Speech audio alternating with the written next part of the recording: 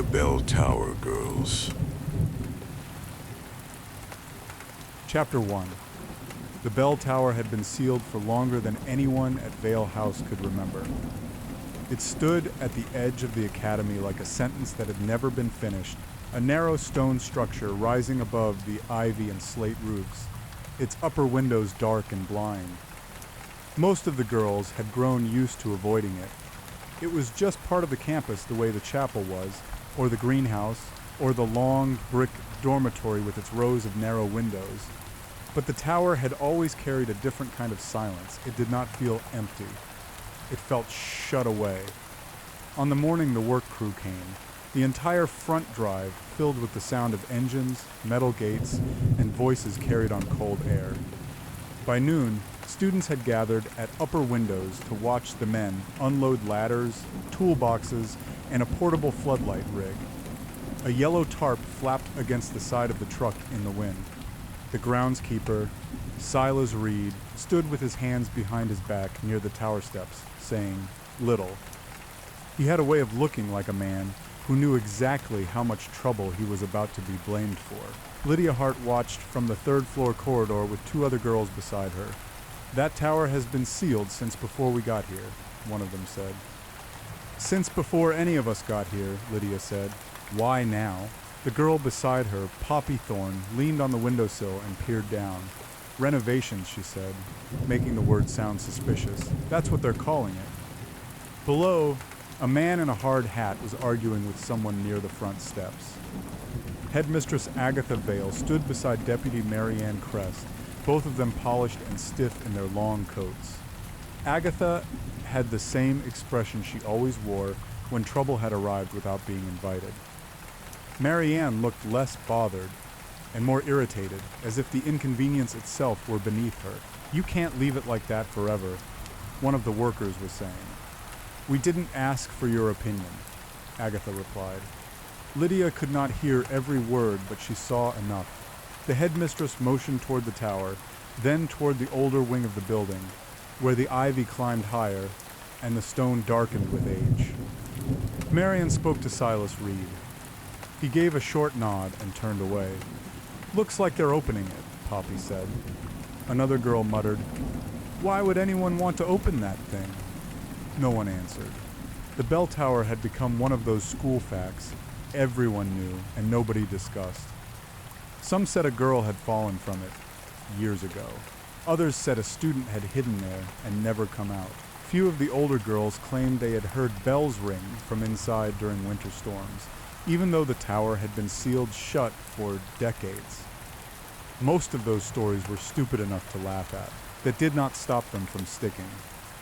Lydia had always thought the tower felt wrong because nobody ever looked at it too long. It was still there at dusk.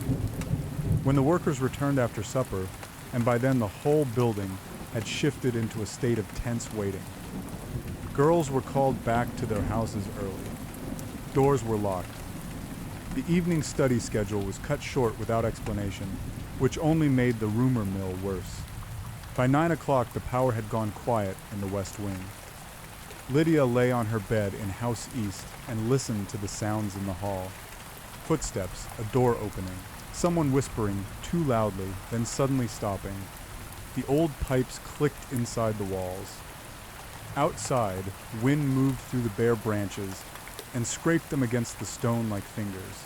Then came the bell. It was not loud. It was not even a full ring. It was a single low metal note that seemed to move through the building instead of over it. Lydia sat up so fast that her blanket slid to the floor. Across the room, Poppy whispered, "Did you hear that?" "Yes," Lydia said. Another pause passed. Then a second sound came from the direction of the tower. A sharp metallic scrape. Something dragged across stone. Poppy climbed off her bed, pale now. That is not supposed to be happening. No one had to say what they both thought. They crossed the hall with two other girls, moving together in a nervous cluster toward the end window that overlooked the tower.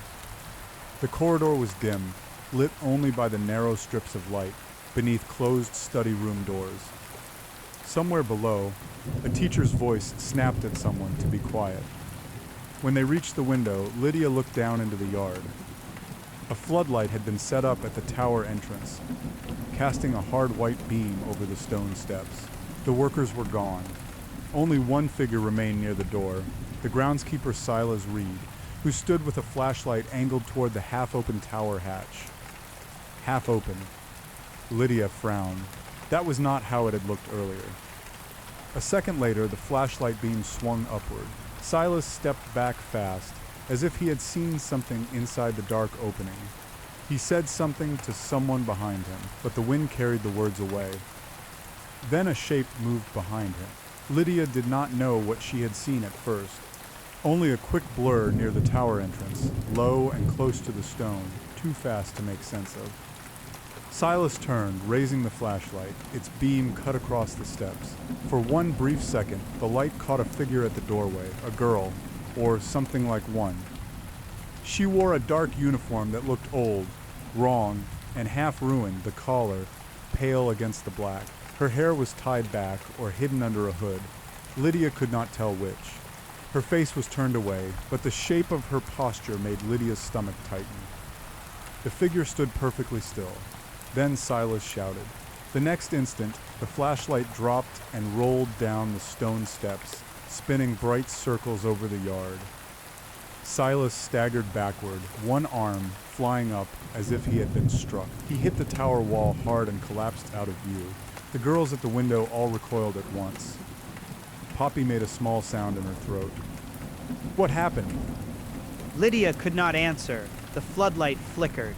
For a heartbeat, the whole yard flashed white, then dipped shadowed, then flashed again. In that broken light, the tower door stood open wider than before, and the girl's shape was gone. Voices shouted below. A whistle blew somewhere near the main drive. Then the corridor lights snapped out. The girls around Lydia screamed all at once. In the darkness, Lydia heard footsteps in the hall, running now, and a door slamming open somewhere on the floor below. A teacher shouted for everyone to stay in their rooms. Another voice called for the headmistress. Then, from far down the corridor, came a sound that chilled her more than the bell had. A single slow knock. Not on a door, on stone.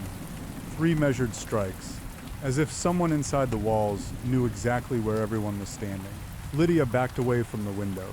Poppy grabbed her sleeve. Lydia! What? Another knock sounded, closer this time. Then somewhere in the darkness below them, a girl began to scream. Chapter 2. By morning, the story had already changed twice. At breakfast, girls whispered that a worker had fallen from the tower. By second period, it had become a theft, a trespass, or a prank gone wrong.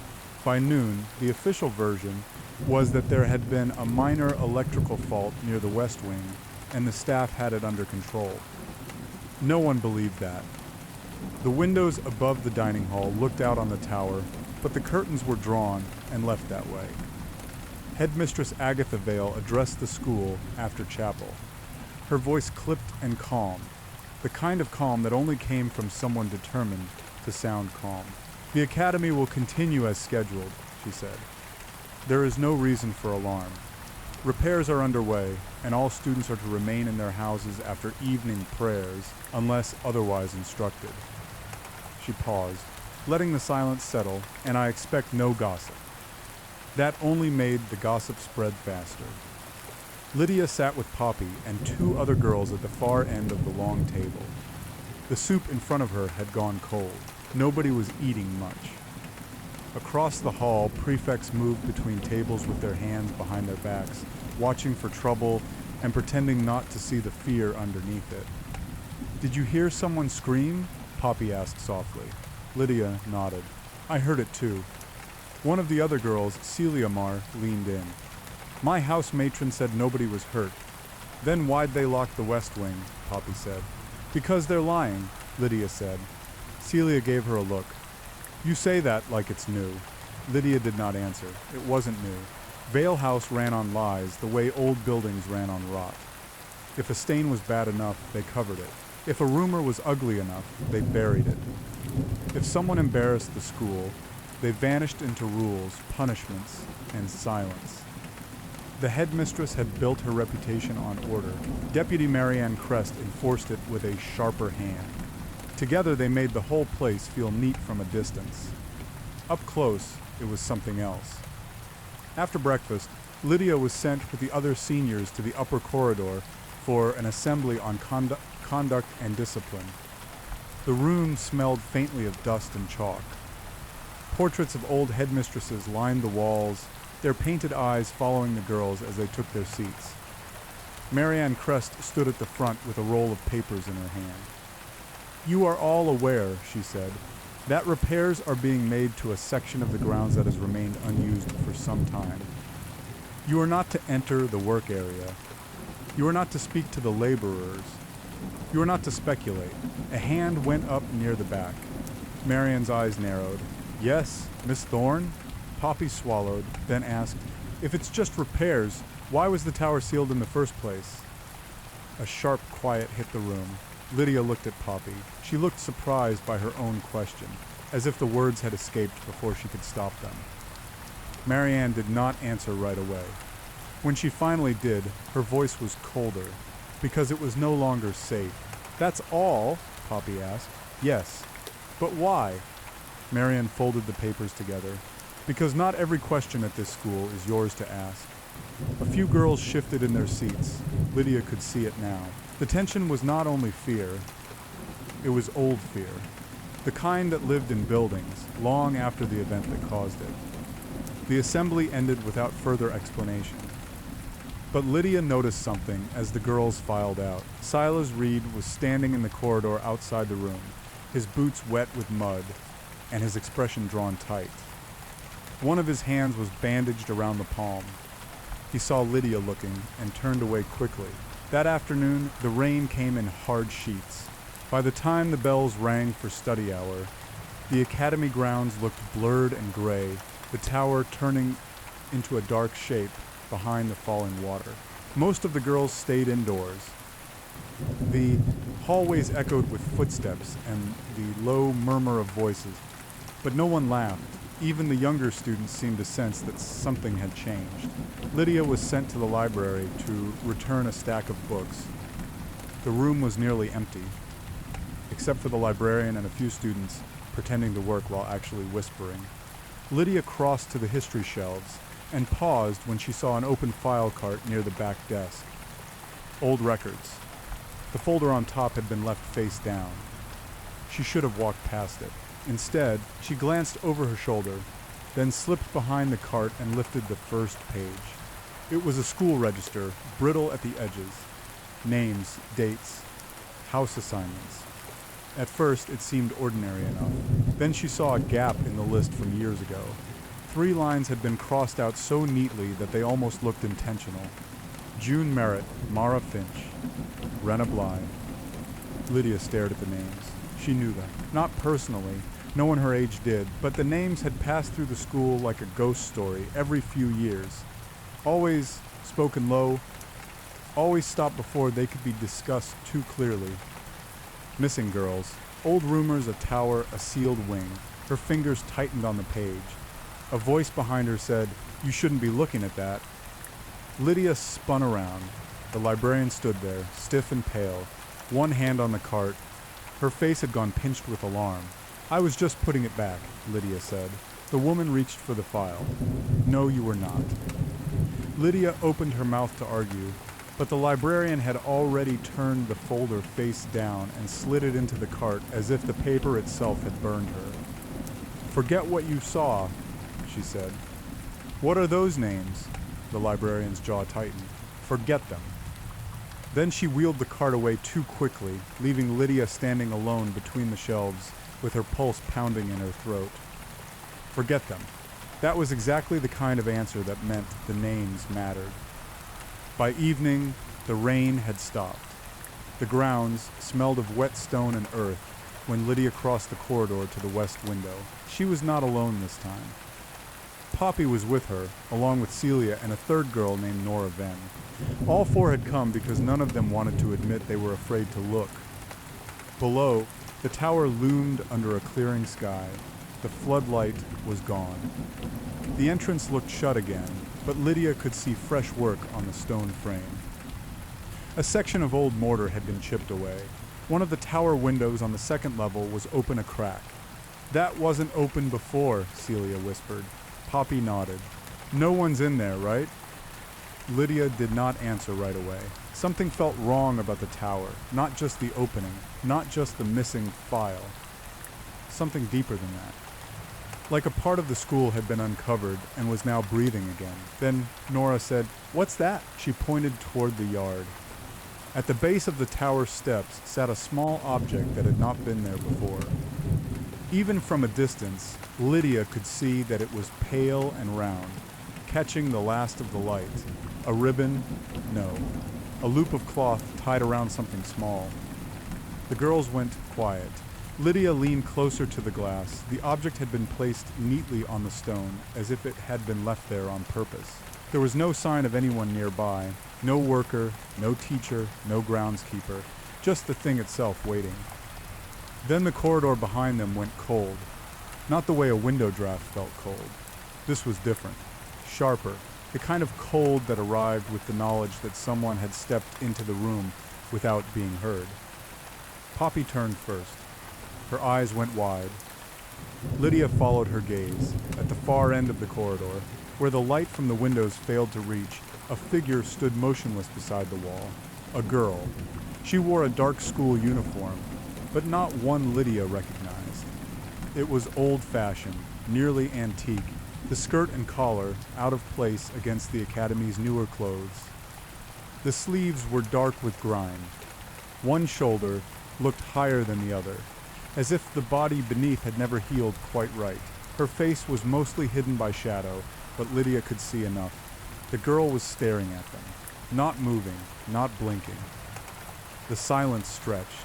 Then the figure lifted one hand and pressed two fingers to her lips. A warning or a command. Then the corridor lights snapped off. In the sudden darkness, someone screamed. Chapter 3. The scream ripped through the corridor and was cut off so quickly that it sounded strangled by the walls. Lydia stood frozen in the darkness, one hand against the window frame, the other reaching instinctively for Poppy. Around her, the other girls stumbled back with small, panicked cries. Something moved at the far end of the hall, fast and low, and then the darkness seemed to swallow it whole. "Lights!" someone shouted. Nothing happened. A second scream sounded from somewhere below, followed by the crash of a door slamming open. Then the corridor lights came back on all at once, bright and harsh enough to make everyone flinch. The far end of the hall was empty. No girl stood by the wall. No teacher had appeared. Only the long stretch of stone, the framed portraits, and the old runner carpet that ran down the center like a strip of dried blood. Celia let out a shaky breath. "Where did she go?" "What girl?" Nora asked, sounding frantic now. "The one in the old uniform," Lydia said. Poppy was staring at the end of the hall, her face pale. "I saw her too." A door opened nearby. Deputy Marianne Kress stepped into the corridor with two prefects behind her. Her expression took in the girls at once. "What is going on?" No one answered fast enough. "Speak." Lydia forced herself to say, "There was someone here." Marianne's eyes narrowed. "A student?" "No," Poppy said. "Not one of ours." Marianne looked from one face to another, then gave a small, tight sigh. "Enough. Everyone back to your rooms." "We heard a scream," Celia said. "You heard your own fear," Marianne replied. "That should have sounded like nonsense." Instead, it sounded like a threat. The prefects began moving the girls toward the stairwell, their hands firm on shoulders, their voices low and sharp. Lydia kept looking over her shoulder at the empty end of the hall. She could not shake the feeling that someone had been standing there on purpose, letting them see her. Letting them know she had been there. Back in House East, the girls crowded into one another's rooms instead of staying apart. Doors stood half open. Lights were left on. Nobody wanted to be alone, and nobody wanted to say that aloud. Lydia sat on the edge of her bed with Poppy and Celia near the radiator. "That girl," Poppy whispered. "She was staring straight at us." Celia hugged her arms to her chest. Maybe it was a senior from another house. "No," Lydia said. How do you know? Lydia thought of the old uniform, the way it hung wrong on the body beneath it, the way the figure had stood still while everyone else panicked. I just know. She did not know how she knew. She only did. At some point later, after the hall had quieted and the house matron had made her rounds, Lydia slipped out of the room and headed for the lower library corridor with her heart tapping hard in her throat. She told herself she only wanted to return. The old register page she had seen earlier, that was not true. She wanted to know what the librarian had hidden. The library was dark, except for the reading lamps near the desk. Lydia froze in the doorway. The librarian was not there. The open file cart sat beside the desk, though, and the top folder had been left half out. Lydia crossed the room slowly, every step careful. The register file was gone. Only one thing remained on the desk where the folder had been, a ribbon, old, pale, and frayed at the edges. Lydia stared at it. It looked exactly like the kind of thing a prefect might award after a ceremony or pin to a uniform sash. But this one had dirt on it and something darker near one end that looked. In the low lamplight, almost like dried rust, she reached out, then stopped. A sound came from behind the shelves. Not a voice, a scrape.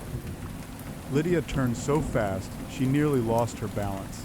Between the rows of books, something shifted. She could see only a shape at first, a narrow movement deeper in the shadows. Then a hand appeared at the end of the shelf, gripping the wood with careful fingers. "Who's there?" Lydia whispered. No answer. The hand withdrew. Lydia took a step back. Then, from the far side of the library, a book dropped to the floor with a loud, sudden crack. Lydia jumped. The sound seemed to trigger another movement, this time near the back wall. A curtain over one of the narrow windows twitched, as if brushed from behind. Her throat tightened. "Hello?" Silence. Then a voice spoke from somewhere behind the shelves, so soft Lydia almost missed it. "Don't ask the dead for answers." She went cold all the way through. The voice had been female, quiet, hoarse in a way that suggested long disuse. Not a staff member, not a student she knew. Lydia stepped backward, eyes fixed on the shelves. "Who are you?" Nothing. Then the reading lamp nearest the desk flickered. Once, twice. And in that flicker, Lydia caught a glimpse of movement near the far wall. A figure half turned away, dark uniform, pale collar, one shoulder higher than the other. The same girl, the light steadied. She was gone. Lydia backed into the desk, hard enough to rattle the lamp. Her breathing came quick now, shallow and uneven. Something had just spoken to her. Something had been waiting in the library. She snatched the ribbon from the desk without thinking and fled. By morning, the school had a new story. A student had been playing a prank in the library. A door had jammed. Someone had panicked. The scream had come from a first year who mistook a shadow for a person.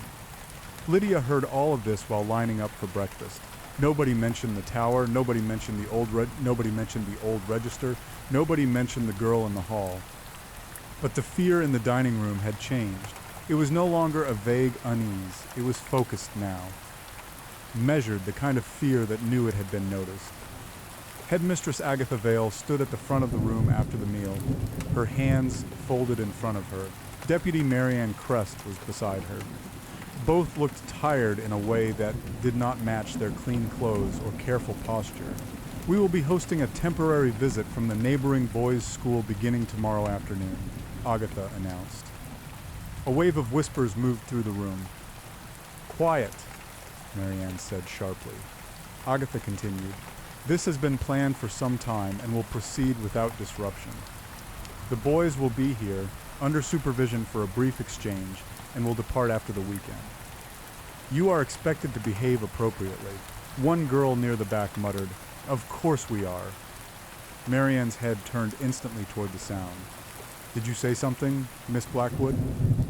Tessa Blackwood looked up slowly. "No, Deputy Crest." Agatha ignored the exchange. "There will be no wandering after dark, no unnecessary contact, and no unsanctioned exploration of the grounds." Lydia almost laughed at that. The grounds had already done enough exploring on their own. Then Agatha added, "especially near the tower." The dining room went. So still Lydia could hear the clink of a spoon being set down the tower. That was the first time anyone in authority had said the word aloud since the work began. For a moment, Lydia thought she saw something in Agatha's face. Not fear exactly, dread. Marianne noticed the reaction and tightened at once. That is all. Girls stood, chairs scraping softly over the floor. The room emptied in a slow, uneasy flow. Lydia remained seated until Poppy touched her elbow. "Did you hear that?" Poppy whispered. "Yes. They're bringing boys here tomorrow." "I heard." Poppy frowned. "That's all you have to say?" Lydia looked toward the front of the room. No, she thought. It was not all she had to say. Because right then, across the room, through the shifting line of students and staff, she saw the same figure again, only for a second, standing in the doorway that led toward the old corridor, watching, waiting. The pale collar, the dark uniform, the stillness that made everyone else look clumsy by comparison. This time, Lydia did not pretend she had imagined it. The girl raised her hand and touched the ribbon at her throat. Then she was gone. Chapter 4. The boys arrived just after lunch. They came in a pair of black vans and a smaller sedan. Their uniforms crisp, their voices too loud for the quiet of Vale House, and their confidence immediately rubbing against everything the girls' school tried to keep polished. From the upper windows, Lydia watched them step out into the front drive with the easy swagger of people who believed they had already been forgiven for anything they might do. Calvin Cade was the first one she noticed. He had the kind of face that looked practiced. Clean jaw, sharp eyes, the faintest smirk already sitting on his mouth as if he had been in the middle of a private joke for years. He spoke to one of the boys beside him, said something that made the others laugh, then looked up at the building like he was sizing it up for sport. Brady Harlow, broad-shouldered and red-haired, carried himself like he expected every room to make way for him. Graham Pike stayed half a step behind, smaller, more watchful, but still smiling. In that way, boys sometimes did when they wanted you to think they were harmless. They were led inside by Headmistress Agatha Vale and Deputy Marion Crest, who had both dressed themselves in their best version of calm. Poppy stood beside Lydia at the window, arms folded. "I already hate them." "You don't even know them," Lydia said. "I know enough." Below, one of the boys tipped his head toward a pair of girls passing by the drive. Another said something under his breath and laughed. Lydia's jaw tightened. At dinner, the boys were seated at a separate table in the dining hall, with staff posted nearby and prefects watching every movement. The arrangement was supposed to suggest order. Instead, it made the whole thing look staged. Like the school was pretending this was all perfectly normal while holding its breath. Agatha gave a welcome speech that said almost nothing. Marianne stood with her hands clasped behind her back and eyes alert for trouble. Then the boys were introduced one by one in the usual formal way, though Calvin Cade offered his name with enough flourish to make the younger girls roll their eyes. When the speech ended, the boys were left to the mercy of house rules and their own bad habits. That was all it took. By evening, the first signs of trouble had already started. Someone had tied one of the younger girls' shoes together in the corridor. A chalk mark had appeared on a dormitory door. A hymn book had been hidden in the chapel and replaced with a crude drawing that made two girls at the pews cover their mouths and laugh in disbelief. No one saw who did most of it. That made it worse. Lydia was in the second floor corridor when she first heard the boys laughing at the west stairwell. She followed the sound with Poppy and Celia and found a cluster of them gathered near the linen closet, Calvin Cade at the center with one hand braced against the wall. "Come on," he was saying. "It's just a school prank." "We're not supposed to be in here," Graham said, though he looked amused. "That's the point." Brady was grinning. "Relax. They'll live." The girls had stopped at the end of the corridor. One of them, a younger student, looked ready to speak, but Lydia caught her arm before she could. Calvin saw them and tilted his head. "What?" No one answered. His smile widened a little. "You girls always this welcoming?" Poppy muttered. Only when we like the person. A few of the boys laughed. Calvin pushed off the wall and took a few steps closer. That sounded like a challenge.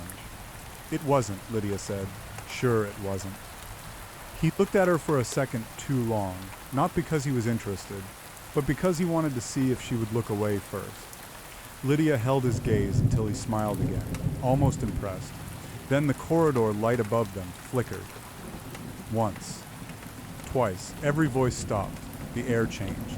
Lydia felt it immediately, that same cold pressure she had felt before, like the building had gone still in order to listen. Poppy saw it too. Her shoulders tightened. The light flickered again, and in that brief, uneven pulse Lydia caught a shape at the far end of the corridor. A girl standing half inside the shadow where the wall turned toward the old wing. Delia.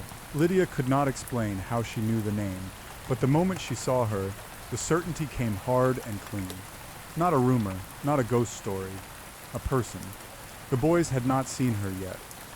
Calvin was still looking at Lydia, his expression turning mildly annoyed. "What's the matter?" Lydia could not answer. The figure in the shadow lifted one hand, not waving, not warning, pointing straight at Calvin Cade.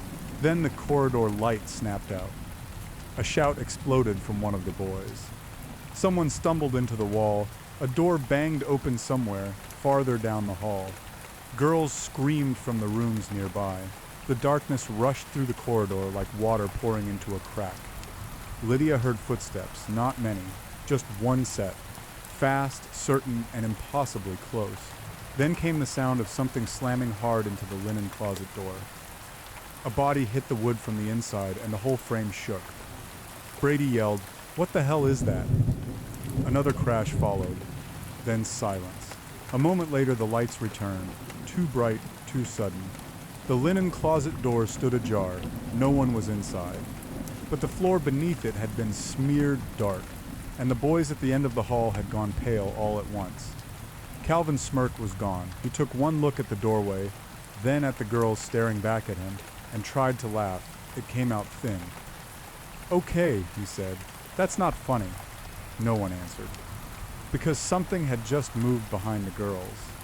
Lydia turned. The corridor behind them was empty, or almost empty. A ribbon lay on the floor near the baseboard, pale and old and strangely out of place. Poppy stared at it.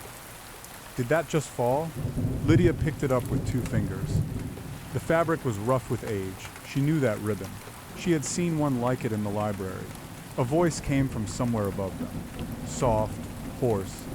"Now you know how it feels." The boys all looked up at once. The sound had come from the narrow maintenance hatch, set high in the corridor wall. The panel was open just enough to let in darkness. Then something dropped from above, not onto the floor, onto the boy nearest the wall. He screamed and stumbled backward, clutching at his shoulder, and the group scattered in a burst of panic. Girls screamed too now, and the whole corridor broke apart into shouting, running, and confusion. Lydia held the ribbon tight in her hand and backed toward Poppy. For one wild second, through the chaos, she saw Delia again, not in the hallway, in the reflection of a glass-framed portrait on the opposite wall. Just her face. Just enough to show the seam of old damage near one cheek, the unblinking stare, and the look of someone who had spent years waiting for the right room to fill with fear. Then the reflection shifted, and she was gone.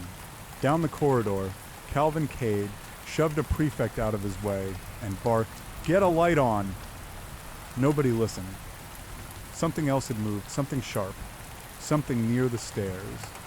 And then from the lower level came a scream loud enough to stop every other sound in the school. Chapter 5. The scream from the lower level echoed through Vale House and seemed to shake the windows. For one brief second, nobody moved. Then the corridor exploded into panic. Girls ran in every direction, some toward the stairwell, some back toward their rooms, some simply frozen where they stood, as if the walls themselves had suddenly become unsafe. Boys shouted over one another. A prefect barked for everyone to stay where they were, but no one listened. The careful order the school had been trying to preserve shattered in an instant. Lydia grabbed Poppy's wrist. "Come on," she said. "What happened?" "I don't know." That was a lie. She knew enough to be afraid of the answer. They pushed through the chaos toward the stairwell with Celia close behind them. Down below, more voices were rising now, sharper and more terrified. A door banged open. Someone shouted for a teacher. Then came another sound, lower and heavier, as if something had struck the underside of the stairs. Poppy stopped short. "Did you hear that?" Lydia did, a slow dragging noise. Not a person running, something being pulled. Celia made a small, frightened sound. No. The corridor lights flickered again. Girls pressed back against the walls. One of the boys near the stair landing stumbled out of the crowd with his face gone white, one hand clamped over his mouth. Calvin Cade caught him by the shoulder. "What happened down there?" The boy shook his head too fast. I don't know. There was a girl. I think there was a girl." Calvin's expression tightened. "What girl?" But the boy was already backing away. He looked like he wanted to run and did not trust his own legs. A prefect tried to push into the lower stairwell, but Marianne Crest appeared at the landing with 2 staff members and stopped everyone cold. "Back away from the stairs," she said. "What's happening?" someone shouted. Marianne's face had gone sharp and pale. "I said back away." That was enough to tell Lydia things were worse than anyone was saying. Then, from below, came the sound of a door slamming shut, followed by a single hard knock, not on wood, on stone. 3 measured strikes, the same sound as before. Every girl in the corridor went still. Poppy whispered, "That's her." Lydia did not ask who, because she already knew. The boys had stopped talking too. Calvin stared toward the stairwell with the first real uncertainty Lydia had seen from him. Brady stood with his arms half raised, as if he wanted to make a joke and had lost the courage to do it.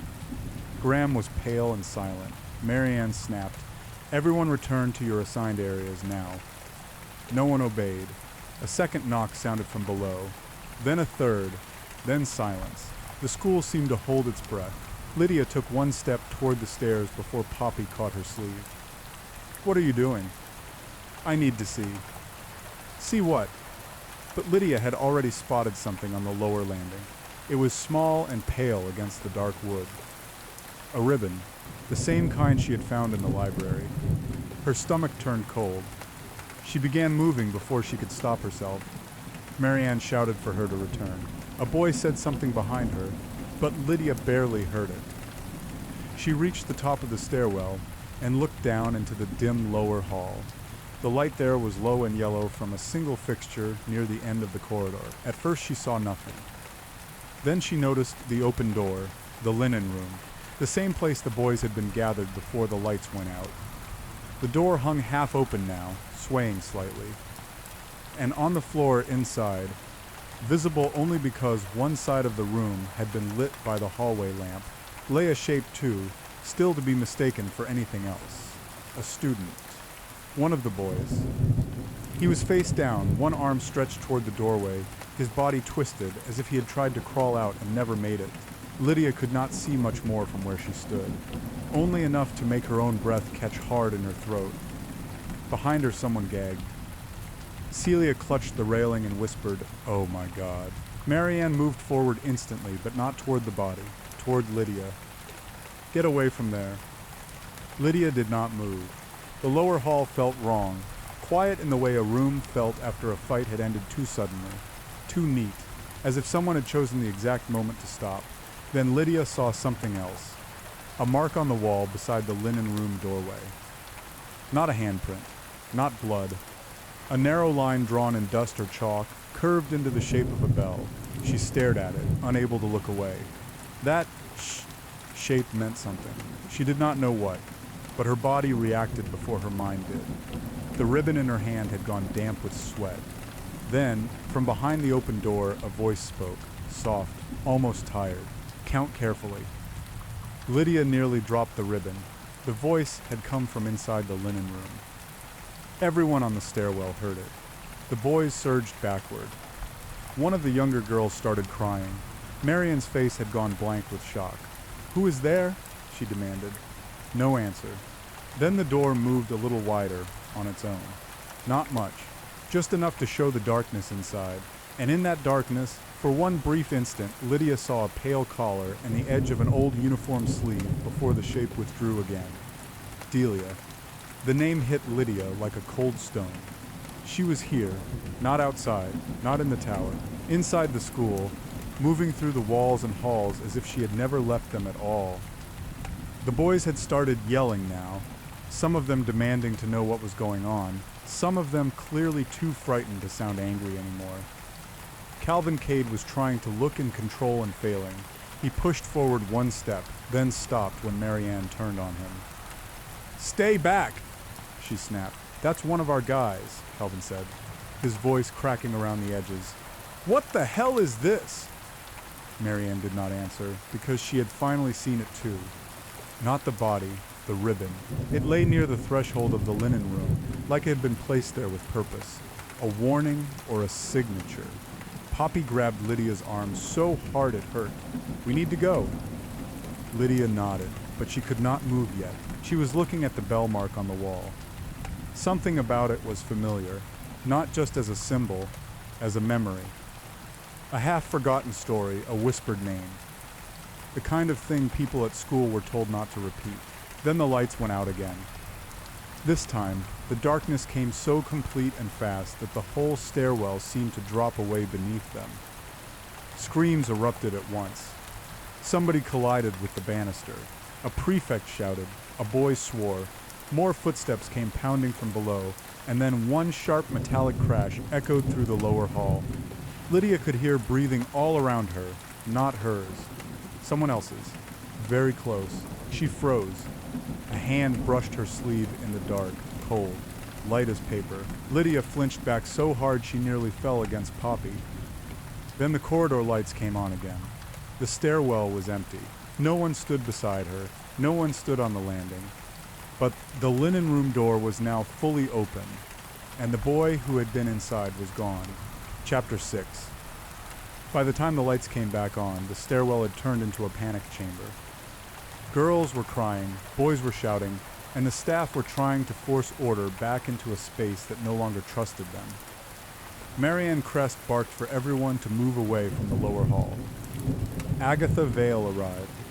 Seconds later, her face tight and white around the mouth, and for the first time Lydia saw real fear in her expression. "What happened?" Agatha demanded. No one answered at once. That was because no one had a clean answer. The body in the linen room was gone. The room itself had been searched in a rush by staff, prefects, and two boys who should not have been anywhere near it. And the result was worse than if they had found something obvious. There was blood, but not enough to explain how a person had vanished from an enclosed room in the span of a blackout. There was a ribbon on the floor. There was the bell mark on the wall.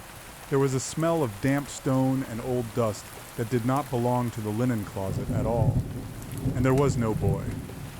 Calvin Cade was the loudest now, though his voice had gone thin at the edges. "You have to find him." Agatha turned on him. "You will lower your voice in my school." "Our school," Brady muttered under his breath. Agatha heard it anyway. "Excuse me?" Brady swallowed hard. "Nothing."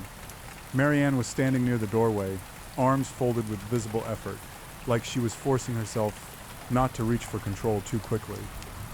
"Everyone will remain in supervised groups. No one leaves their assigned area without permission." Lydia could feel the school changing around her. Not just the fear, the logic of the place itself, the old confidence that rules could contain anything. It was cracking now, and every person in the hallway could sense it. Poppy leaned close to Lydia and whispered, "She took him." Lydia did not answer. She was staring at the linen room threshold. There was something about the way the door had opened that bothered her. Not the violence, not the blood, the movement. It had not looked forced. It had looked deliberate, like someone inside had been waiting for the light to fail, and then there was that voice. "Count carefully." The words had stuck in her mind. Later that evening, the school locked down. All movement after dinner was restricted. The boys were moved to a supervised guest wing, which sounded secure until everyone realized how many doors still connected that wing to the rest of the building. Teachers posted themselves in corridors. Prefects were assigned to watch stairwells. The chapel doors were locked. The west wing remained closed. The tower was now under double lock, though nobody seemed eager to say whether that meant anything anymore. Lydia sat in House East with Poppy, Celia, and Nora, all four of them pretending to study while really listening for every sound in the hall. Poppy finally broke the silence. This is not a prank. No, Lydia said. Celia hugged a pillow to her chest. Then what is it?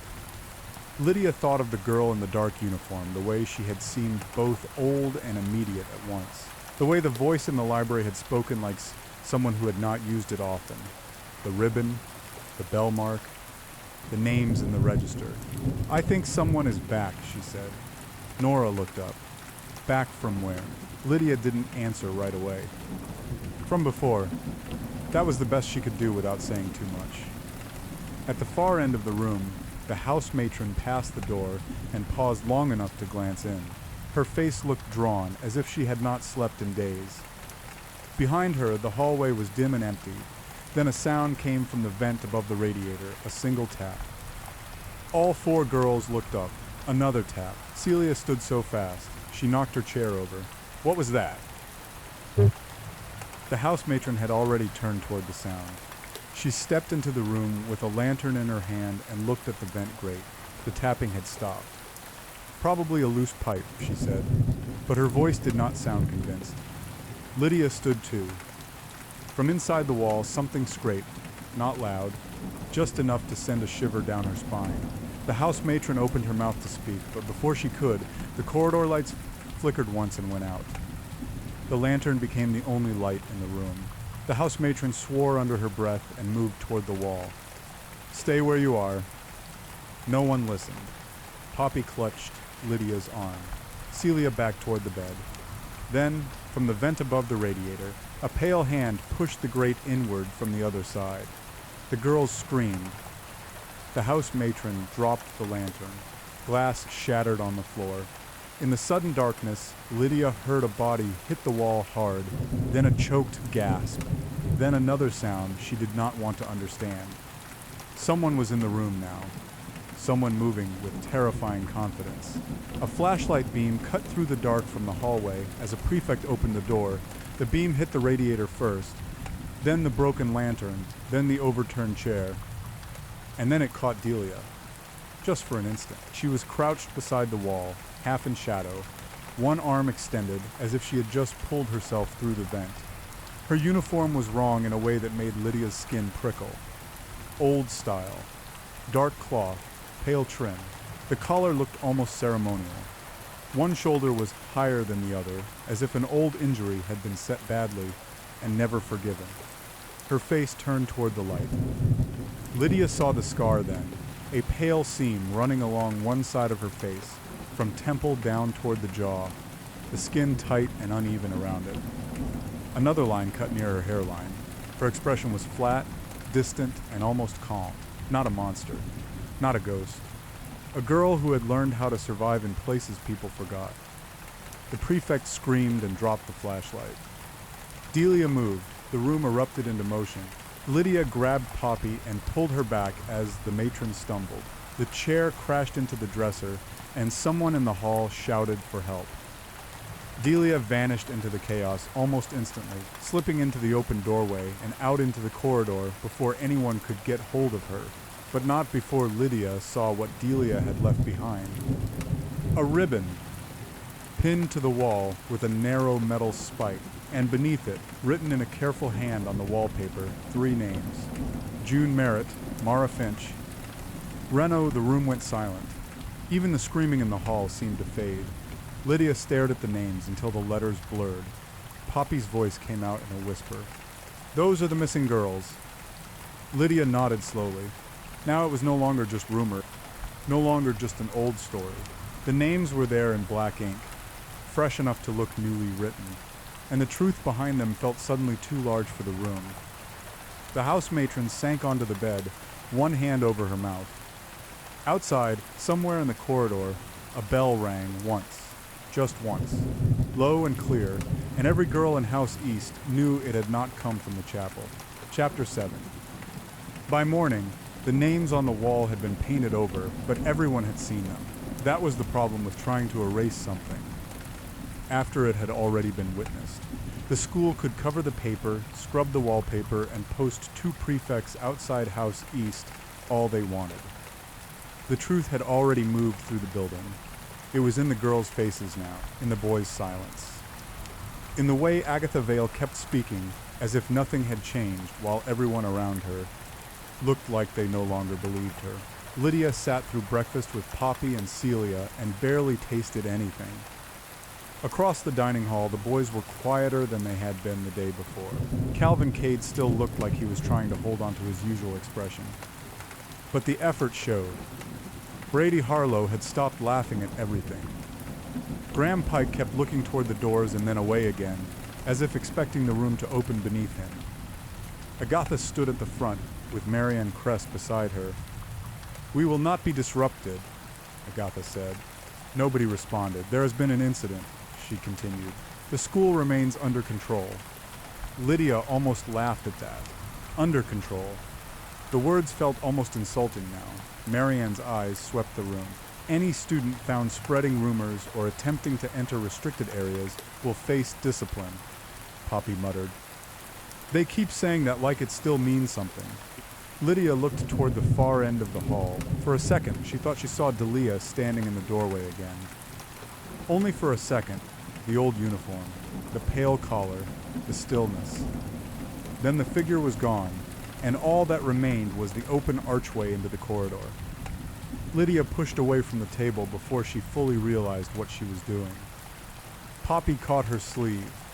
"Where are you going?" "I need to see something." "That's a terrible answer." Lydia gave her a look. "I know." She slipped out before anyone could stop her and took the side stairwell down toward the old archive corridor. The school was still half under lockdown, which meant the hallways were emptier than usual. That made the silence worse. Every step echoed. Every shadow looked intentional. She reached the archive room on the lower floor and found the door unlocked. That bothered her immediately. Inside, the shelves were lined with old records, exam ledgers, disciplinary books, and stacks of bound yearbooks that smelled faintly of mildew. Lydia moved slowly between them until she found the section that held the oldest student files. There, tucked halfway behind a row of ledgers, was a small gap in the shelf. Something had been shoved back there. She reached in and pulled out a folded piece of paper. It was a copy of a dormitory list. The names were faded but not too faded to read. June Merritt, Mara Finch, Rena Bly. Below them, in smaller writing, was another line, Tower Duty. Lydia stared at the words. Tower duty was a punishment, a private school version of discipline. Extra work, late hours, cleaning, carrying, waiting, watching. Sometimes it was used for girls who broke rules. Sometimes for those who asked too many questions. Lydia had only heard the phrase spoken in passing, never fully explained. Now it felt ugly in a new way. A floorboard creaked behind her. Lydia spun around. No one. The archive room remained empty, except for the shelves and the low winter light coming through the barred window near the ceiling. Then she heard it again, a soft scraping sound, like a shoe on wood. "Who's there?" she asked. Silence. She took one step back, then another. The scrape came again from the far aisle. Lydia moved toward it, every nerve in her body screaming to turn around. The aisle between the shelves was narrow, lined on both sides with boxes of old records. At the end of it, the light turned dim and yellow. She could hear her own breathing too clearly now. Then a voice spoke from behind her. "Count carefully." Lydia whirled around so fast she nearly lost her balance. Delia stood at the end of the aisle, not close enough to touch, close enough to see. The old uniform fit her like it had been sewn from memory. The collar was neat. The sleeves were dark. One wrist was wrapped in a strip of pale cloth. Her face was more visible now in the afternoon light, and Lydia saw more of the damage there, the seam of scar tissue, the uneven line at the jaw, the stare that did not flicker. Delia did not move. Lydia could not tell whether she wanted to run or speak. "You're real," Lydia said at last. Delia's expression barely changed. "So are you." Her voice was rougher than Lydia expected. Quiet, flat, as though every word had to pass through years of disuse before it became sound. Lydia swallowed. The names on the wall. Delia looked past her, nodded her, toward the shelf behind Lydia. "They were always there," she said. Lydia turned slowly. At first she saw nothing. Then she noticed a line of scratches in the wood paneling just above the bottom shelf, deep enough to feel with a fingertip. Deliberate. Repeated. 3 sets of marks. A tally. "June," Delia said. Lydia looked back. "Mara." Another scratch line. "Rena." Lydia's throat tightened. Delia's gaze stayed fixed, unblinking, and something in that look made Lydia understand this was not just anger, it was memory, the kind a person could not set down if they tried. "How are you here?" Lydia asked. Delia gave the smallest shrug. "The school has more hiding places than you think." That answer was so simple it made Lydia colder than if she had said something monstrous. Before Lydia could speak again, Delia shifted her weight slightly, and Lydia caught sight of something in her hand. A bell fragment, not large. Just a broken shard of metal, dull at the edges, wrapped in cloth so she could hold it without cutting herself. It looked old enough to have come from the tower itself. Lydia stared at it. Delia noticed. "When they sealed the tower," she said, "they did not seal the truth." Lydia did not know what to say to that. The archive room felt smaller now, like the shelves had edged closer. She could hear the school moving faintly overhead. Doors shutting. Voices. A distant bell from the chapel, too far away to matter. Delia took a step forward. Lydia held her ground only because her legs had gone rigid. "Why me?" Lydia asked. Delia studied her for a long beat. Then she said, "Because you looked. That was all. Not a threat, not a warning. An answer." Then from the hall outside the archive room, someone shouted Lydia's name, Poppy. Lydia turned toward the door instinctively. When she looked back, Delia was already gone. No sound, no rush of movement. She simply was not there anymore, and the empty aisle felt like it had swallowed her whole. Lydia stood frozen for a second, then rushed into the corridor. Poppy was at the far end, breathless and pale. "There you are. We need you now." "What happened?" Poppy grabbed her wrist. "The boys are in the West Hall. Someone said one of them is missing." Lydia's stomach dropped. "Who?" Poppy shook her head. "Calvin says they were all together until a minute ago." Then the lights went out in the connecting corridor. Lydia looked past her toward the darker end of the hall, the west wing, the one Agatha had warned them not to enter. The one Delia seemed to know better than anyone. And as the 2 girls ran, Lydia had the sickening feeling that the school was no longer being attacked. It was being counted. Chapter 8. The West Hall had been closed off with 2 chairs, a chain, and a handwritten notice that said restricted in thick black ink. That did not stop anyone. By the time Lydia and Poppy reached the end of the corridor, half the school seemed to be gathering there. Girls in uniforms, a few staff members, Calvin Cade, and the other boys clustered near the chain with faces that had gone from annoyed to worried to frightened in the span of a minute. Marianne Cress stood in front of them all, her jaw tight. "What happened?" Lydia asked as she came up beside Poppy. No one answered her right away. Calvin was the first to speak. "We were walking back from the guest wing." Marianne cut in. "You were told not to wander." He ignored her. "We were all together. Then the lights went out. Just for a second. When they came back, Ethan wasn't there." Lydia glanced at the boys. Ethan Crow was missing. Not the loudest one. Not the one who led. But one of the bigger boys, with a hard mouth and a habit of pushing too close when he thought no one would stop him. Lydia had noticed him twice since the boys arrived, both times with the same smug expression as Calvin's crew, only meaner about hiding it. "Maybe he left," one of the girls said. Calvin snapped. "He did not leave." "Then where is he?" Poppy asked. No one had an answer. Marian's voice went sharp. "Enough." Everyone stepped back. The chain across the West Hall was old and decorative, more symbolic than secure, but the school had treated it like a wall. The door behind it led toward a section of the academy that most girls had never entered. Older classrooms, disused study rooms, a narrow service passage that connected to the old chapel corridor, and, beyond that, the tower wing. Lydia stared at the chain. Something about it looked wrong. Not broken, not moved, unloved. A fact of the school that had been left in place so long, it had almost become part of the architecture. Then she noticed the floor, a dark mark near the baseboard. Not blood exactly, more like a wet scuff where something had been dragged, and then wiped too quickly to hide. Delia. Lydia could feel the shape of the thought before she fully formed it. Calvin stepped forward, anger returning now that fear had not immediately swallowed him. We're not staying out here while you people pretend this is under control. Marianne turned on him. If you had stayed where you were instructed, this would not have happened. His face flushed. Excuse me. Agatha Vale appeared at the far end of the hall just then, moving with the stiff, careful speed of someone trying not to show she was rattled. What is going on? She asked. Marianne did not answer immediately. That told Lydia almost everything she needed to know.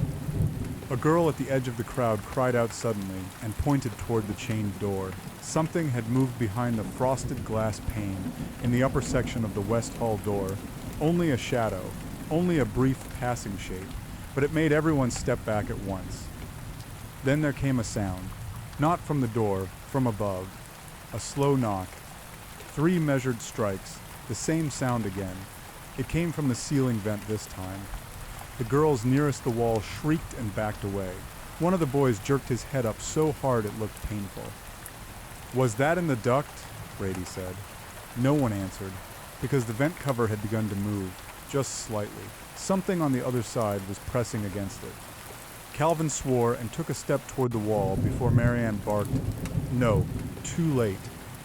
The vent cover came loose with a metallic pop and clattered onto the floor. A hand reached down through the opening. Not large, not strong-looking.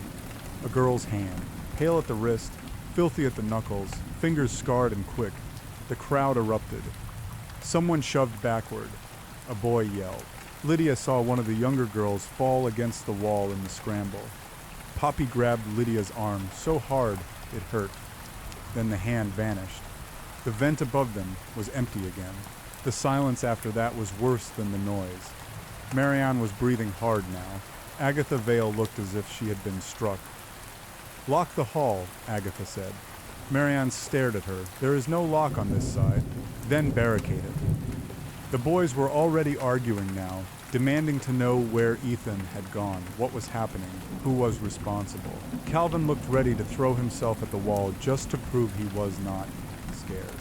Lydia watched him and felt a sour certainty settle in her stomach. Delia had chosen him for a reason.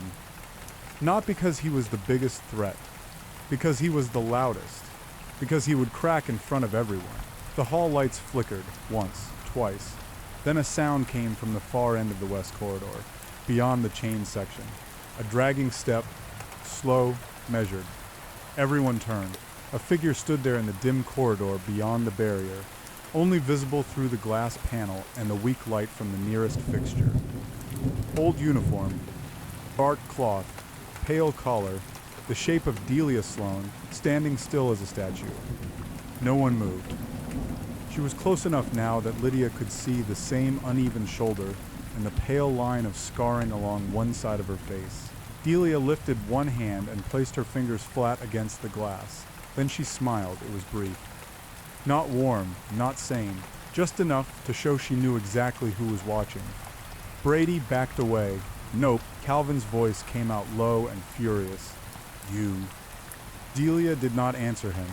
Instead, she tilted her head and looked past the crowd toward the boys, then the girls, then the adults, as if counting. Then she raised her hand and tapped the glass once. 3 measured strikes, the same as the bell. The hall lights died at that exact moment.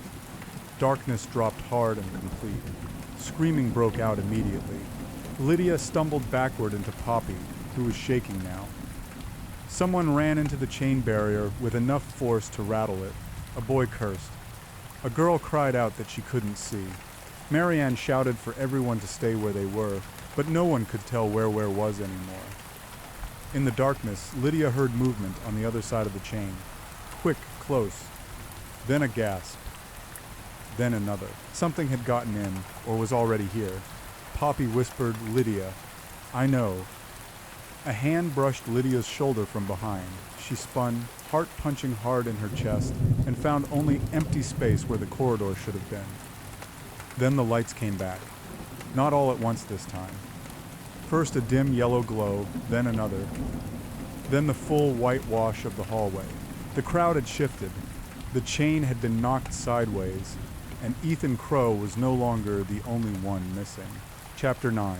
When the lights returned, the West Hall looked like it had been hit by a wave of panic. Girls were pressed against the walls. Boys stood in broken clusters, no longer trying to look brave. Marion Crest was shouting for order with no effect. Agatha Vale had gone very still, the kind of stillness that meant she was using all her energy not to show fear. Lydia's eyes went straight to the floor. The chain barrier was still there, but the door behind it had been opened a few inches. Not enough to walk through, enough to matter. Poppy grabbed Lydia's sleeve. "Tell me you saw that." "I saw it." "Ethan?" Lydia looked around the corridor. "And maybe someone else." Nobody wanted to say the second name out loud, but it was already in the room with them. "Delia." Marianne ordered the boys back to their wing, and the girls to return to House East, but the hallway was too crowded and too tense for anyone to move cleanly. Two prefects tried to help push people apart. One of the younger boys started arguing that this was insane, and that he wanted to call his parents. Brady Harlow told him to shut up, then looked like he regretted speaking at all when he heard how shaky his own voice sounded. Calvin Cade was staring at the open door. He did not look angry anymore. He looked hunted. Lydia followed his gaze. There was a mark on the glass panel again. This one was different, not the bell. A narrow line, scratched into the frost at eye level, as if someone had traced it there with a fingernail from the other side. Under it, in smaller strokes, 3 names: June, Mara, Rena. Poppy saw them too. Her mouth fell open. "Who's doing that?" No one answered, because everyone in the hall knew the answer and did not want to say it in front of Agatha Vale. That night, after the lockdown spread across the school, Lydia could not sleep. She lay in bed with the curtains half drawn and listened to the building settle around her. Doors shut softly in the corridor. A distant footstep. A voice passing low between staff. The rain had started again outside, tapping at the windows like fingers. At some point after midnight, the sound came. 3 measured strikes. Not loud, right outside her room. Lydia sat up so fast her head spun. Poppy was already awake in the next bed. Her eyes were open wide in the dark. "Did you hear that?" she whispered. Lydia nodded. A pause followed, then another knock, this time from the wall itself. Poppy put a hand over her mouth. Lydia swung her feet to the floor. The boards were cold under her slippers. She moved toward the wall where the sound had come from and pressed her hand against the stone. Nothing. Then, somewhere very near, a faint scrape moved through the wall cavity. Not loud enough to identify, just enough to make the skin on her arms tighten. Poppy whispered, "We should get someone." "Who?" Poppy did not answer, because neither of them trusted the answer. Then Lydia noticed something pinned to the edge of the curtain, a ribbon.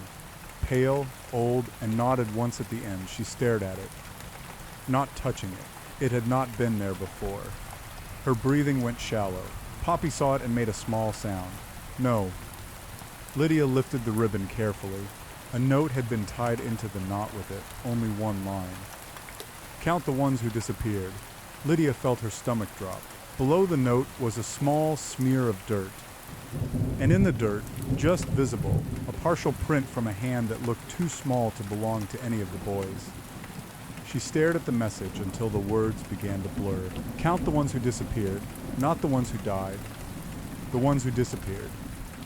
That was the worst part. because it meant Delia was not just killing at random. She was building an accounting, a ledger, a record of what the school had taken and never admitted. In the morning, Lydia brought the note to Poppy, Celia, and Nora. Celia read it twice before speaking. What does that even mean? It means she wants us to remember, Lydia said. Remember who? The missing girls. Poppy frowned. We only know 3 names. Maybe that's the point. She told them about the archive file, the tower duty line, the scratches on the shelf, and the way Delia had said the names on the wall were always there. The more she spoke, the more all 4 girls seemed to realize how much the school had probably hidden from them. Nora sat very still, thinking hard. If the tower was being used for punishment, then people knew. Yes, Lydia said. Staff knew? Lydia nodded. Poppy's voice dropped. Then why was it sealed? Because something happened. Celia said quietly. Something bad enough to lock it away. Lydia thought of the bell fragment in Delia's hand, the seam on her face, the way she moved like someone who had learned to exist in forgotten spaces. She survived it, Lydia said. The room went quiet. No one wanted to ask how. No one wanted the answer. That afternoon, the school received a new blow. One of the prefects found a hidden passage behind the old chapel storage wall.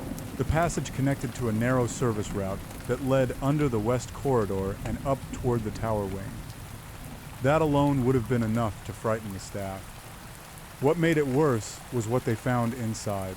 Personal items, a hair ribbon, a school pin, a small brass charm shaped like a flower, and inside a loose stone nook, folded carefully into cloth, the names of 6 girls written over and over again in neat, slanted handwriting, not just the 3 missing ones. 3 more names no one recognized. Lydia read the list over Marion Crest's shoulder when the room was crowded with staff and prefects. Marianne saw her looking and shut the paper too late. Too late. Lydia had already seen the pattern. There were more girls, more disappearances, more that had been hidden, and the school had kept going anyway. Calvin Cade had been dragged in with the rest of the boys. By then, his face white and angry and confused. He looked at the paper, then at Agatha Vale, and something about the expression on his face changed. Not guilt, not yet. Realization. He was starting to understand that the school was not protecting him. It was feeding him to something older than him. A crack of thunder rolled over the roof. Then all the lights in the chapel wing went out. Someone screamed. Chapter 10. The power failure hit the chapel wing first. Then the rest of the school dipped into darkness a second later, as if the building had briefly forgotten how to hold its own breath. Screams rose from the lower hall. Doors slammed. Someone shouted for lanterns. A prefect barked orders that nobody obeyed. The thunder outside rolled on, slow and heavy, and the rain started coming down hard against the windows again. Lydia stood in the archive corridor with Poppy, Celia, and Nora and felt the whole school begin to unravel. Marion Crest appeared first, moving fast through the dark with a flashlight in one hand and fury in her face. Back to your houses now. Nobody moved. Agatha Vale was behind her a moment later, pale but composed enough to look dangerous. Everyone stay together, she said. No one goes anywhere alone. Calvin Cade pushed through the knot of students near the chapel door. Where are the boys supposed to go?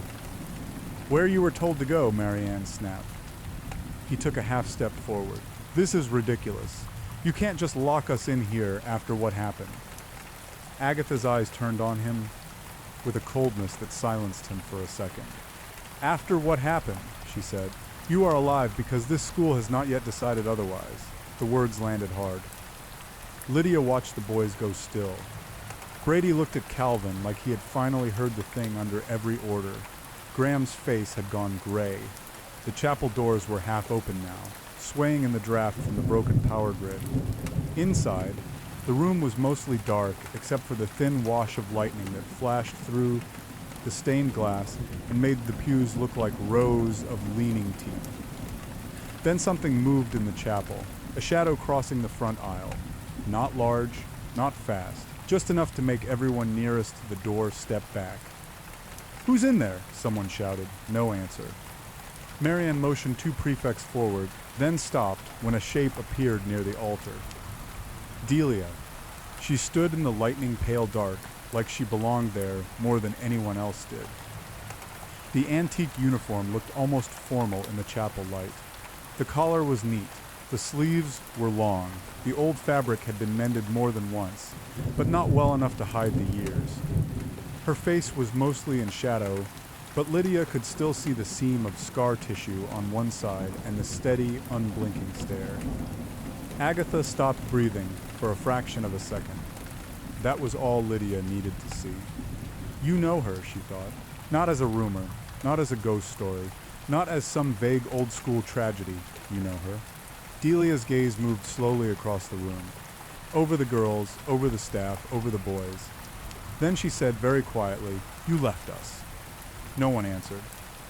The words did not sound loud. They sounded final. One of the younger girls in the back started crying. Delia took a slow step down from the altar. Marianne lifted her voice. "Miss Sloane." The use of the name startled Lydia. It also did something to Delia's face. Not a flinch, a tightening. So they know, Lydia thought. Agatha's voice came next. "You should not be here." Delia looked straight at her. "I was here before you locked the door," she said. The room turned silent so fast Lydia could hear rain striking the roof above them. Agatha's mouth opened slightly, then closed again. That told Lydia even more. Delia's head tilted just a fraction. "You told them I ran away." Still nobody spoke. The chapel felt smaller with every heartbeat. Lydia could see it now. The shape of it all starting to sharpen into something ugly and clear. Missing girls' sealed tower. Old punishment. Staff who had chosen reputation over truth. A survivor living in the walls while the school kept breathing around her. Delia looked toward the boys. Calvin Cade had gone rigid. "You came here to laugh," Delia said, his jaw tightened. "What?" "To haze them," she said, still almost calm. "To humiliate them, to make sport of the girls, because that is what boys are allowed to do when no one stops them." Brady muttered, "We didn't." Delia turned her head toward him. He shut up immediately. Her voice remained low. "You came into a house built on silence and thought it would protect you." Agatha took a step forward. "This is over." Delia laughed once. It was small and dry and terrible, precisely because it sounded so tired. "No," she said. "It began years ago." Lightning flashed again. In that white burst Lydia saw something she had not noticed before. Delia's hand was wrapped around a small bell fragment. Not a weapon exactly. A relic. A piece of the tower. A piece of the night she had survived. Agatha saw it too. The headmistress's face changed. Fear, Lydia thought. Real fear now. Delia noticed that change instantly. "You remember the tower," she said. Agatha said nothing. "That is good," Delia continued. "You should." Marianne moved first, not toward Delia, toward the students. "Back," she snapped. Everyone back out of the chapel. The words came too late. The lights failed completely. This time there was no warning, flicker, no dimming. Just one hard drop into darkness, so total it seemed to press against Lydia's eyes. The storm outside became the only thing left to hear, along with the sharp intake of breath all around her.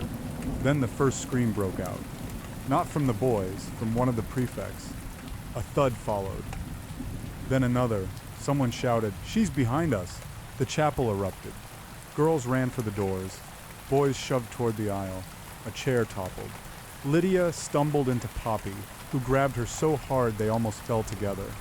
Somewhere nearby, a flashlight beam spun wild and useless across the ceiling.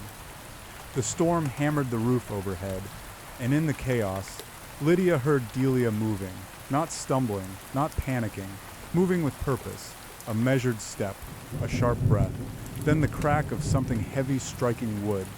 Someone screamed again. Lydia forced herself toward the side wall, with Poppy and Celia close behind. Nora had lost them in the crush. The chapel doors were jammed with bodies now, everyone trying to force their way out at once. The air smelled like wet wool, candle smoke, and fear.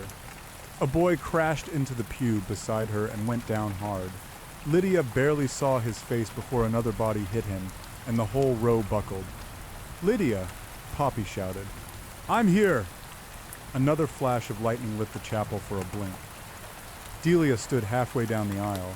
A body lay at her feet, but Lydia could not tell whose. The sight was brief and brutal, then gone again. When the darkness returned, the screaming got worse. Chapter 11. The chapel stayed locked in darkness for what felt like too long. Lydia could hear bodies moving through the pews, shoes scraping stone, and voices rising into panic that no one could control. A boy near the front kept shouting for someone to open the doors. A girl was crying somewhere to Lydia's left. Another prefect yelled for everyone to stay calm, which only made things worse. Then a thin line of light returned through the stained glass. Not enough to help, just enough to show shapes. Delia was no longer in the aisle. That was the first thing Lydia noticed. The second was that the body near the front had been dragged out of the center of the room and half hidden behind a pew.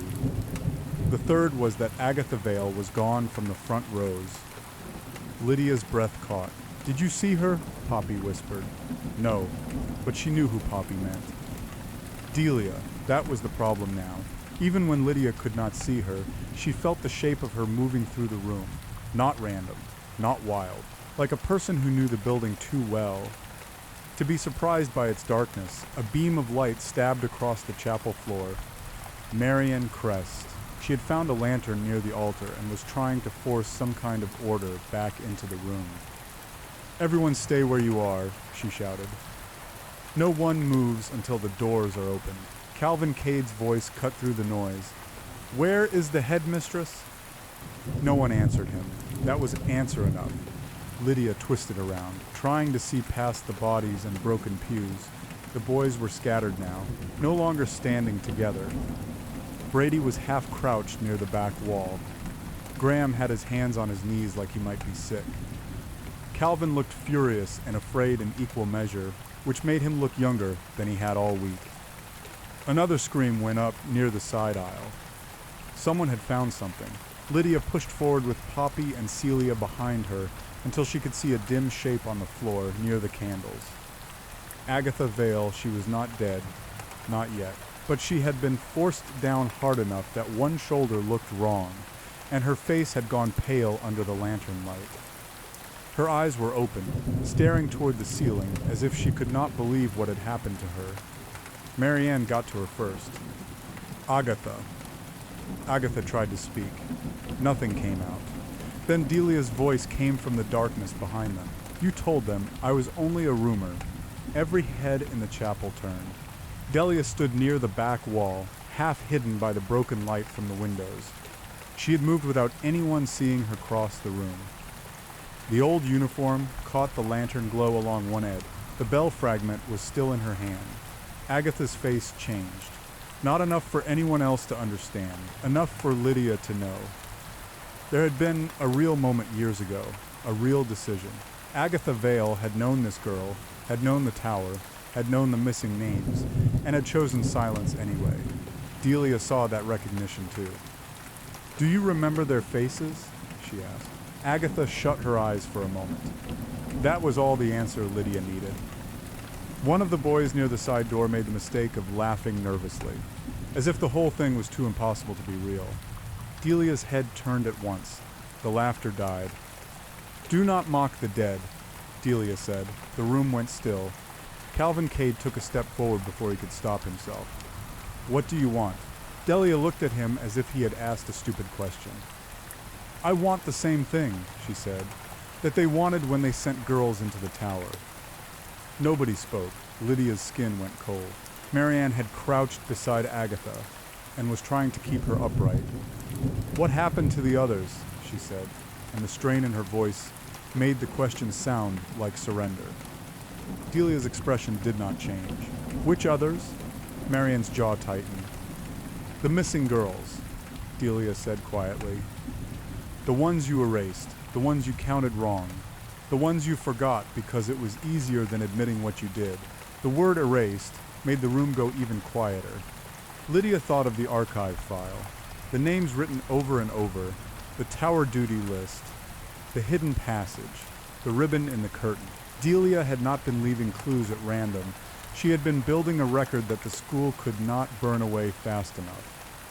Agatha finally forced herself to look up. Delia, she said, her voice breaking on the name. The way she said it told Lydia everything.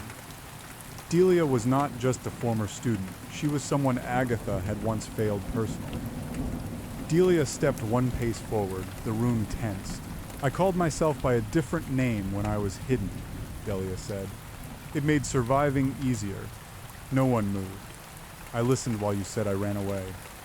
Her voice had gone harder now, but only slightly. I listened while you called the others trouble, while you told the town to forget, while you sealed the tower and pretended the stone could keep your secrets in. Agatha's lips trembled. Marianne looked between them, and then at the surrounding students, as if finally understanding that the school's silence had become a weapon aimed back at them.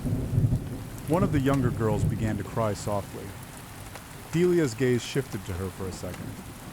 The look was not cruel. It was tired. Then she said, "You are all still standing in the place they died." A sound rippled through the room. Not a scream this time. A breath. Many breaths. Everyone had understood the sentence. Not just the dead, the place. The chapel had become another part of the tower's history. Another room in the school's buried map of shame. Calvin swallowed hard. We didn't know. Delia looked at him for a long moment. You arrived to laugh, she said. Tss. He started to answer, then stopped, because there was nothing he could say that would make it better. Delia's head turned slightly, listening to something only she could hear. Then the chapel doors slammed open on their own. A surge of air rushed through the room, cold and wet from the storm outside. Several students flinched backward.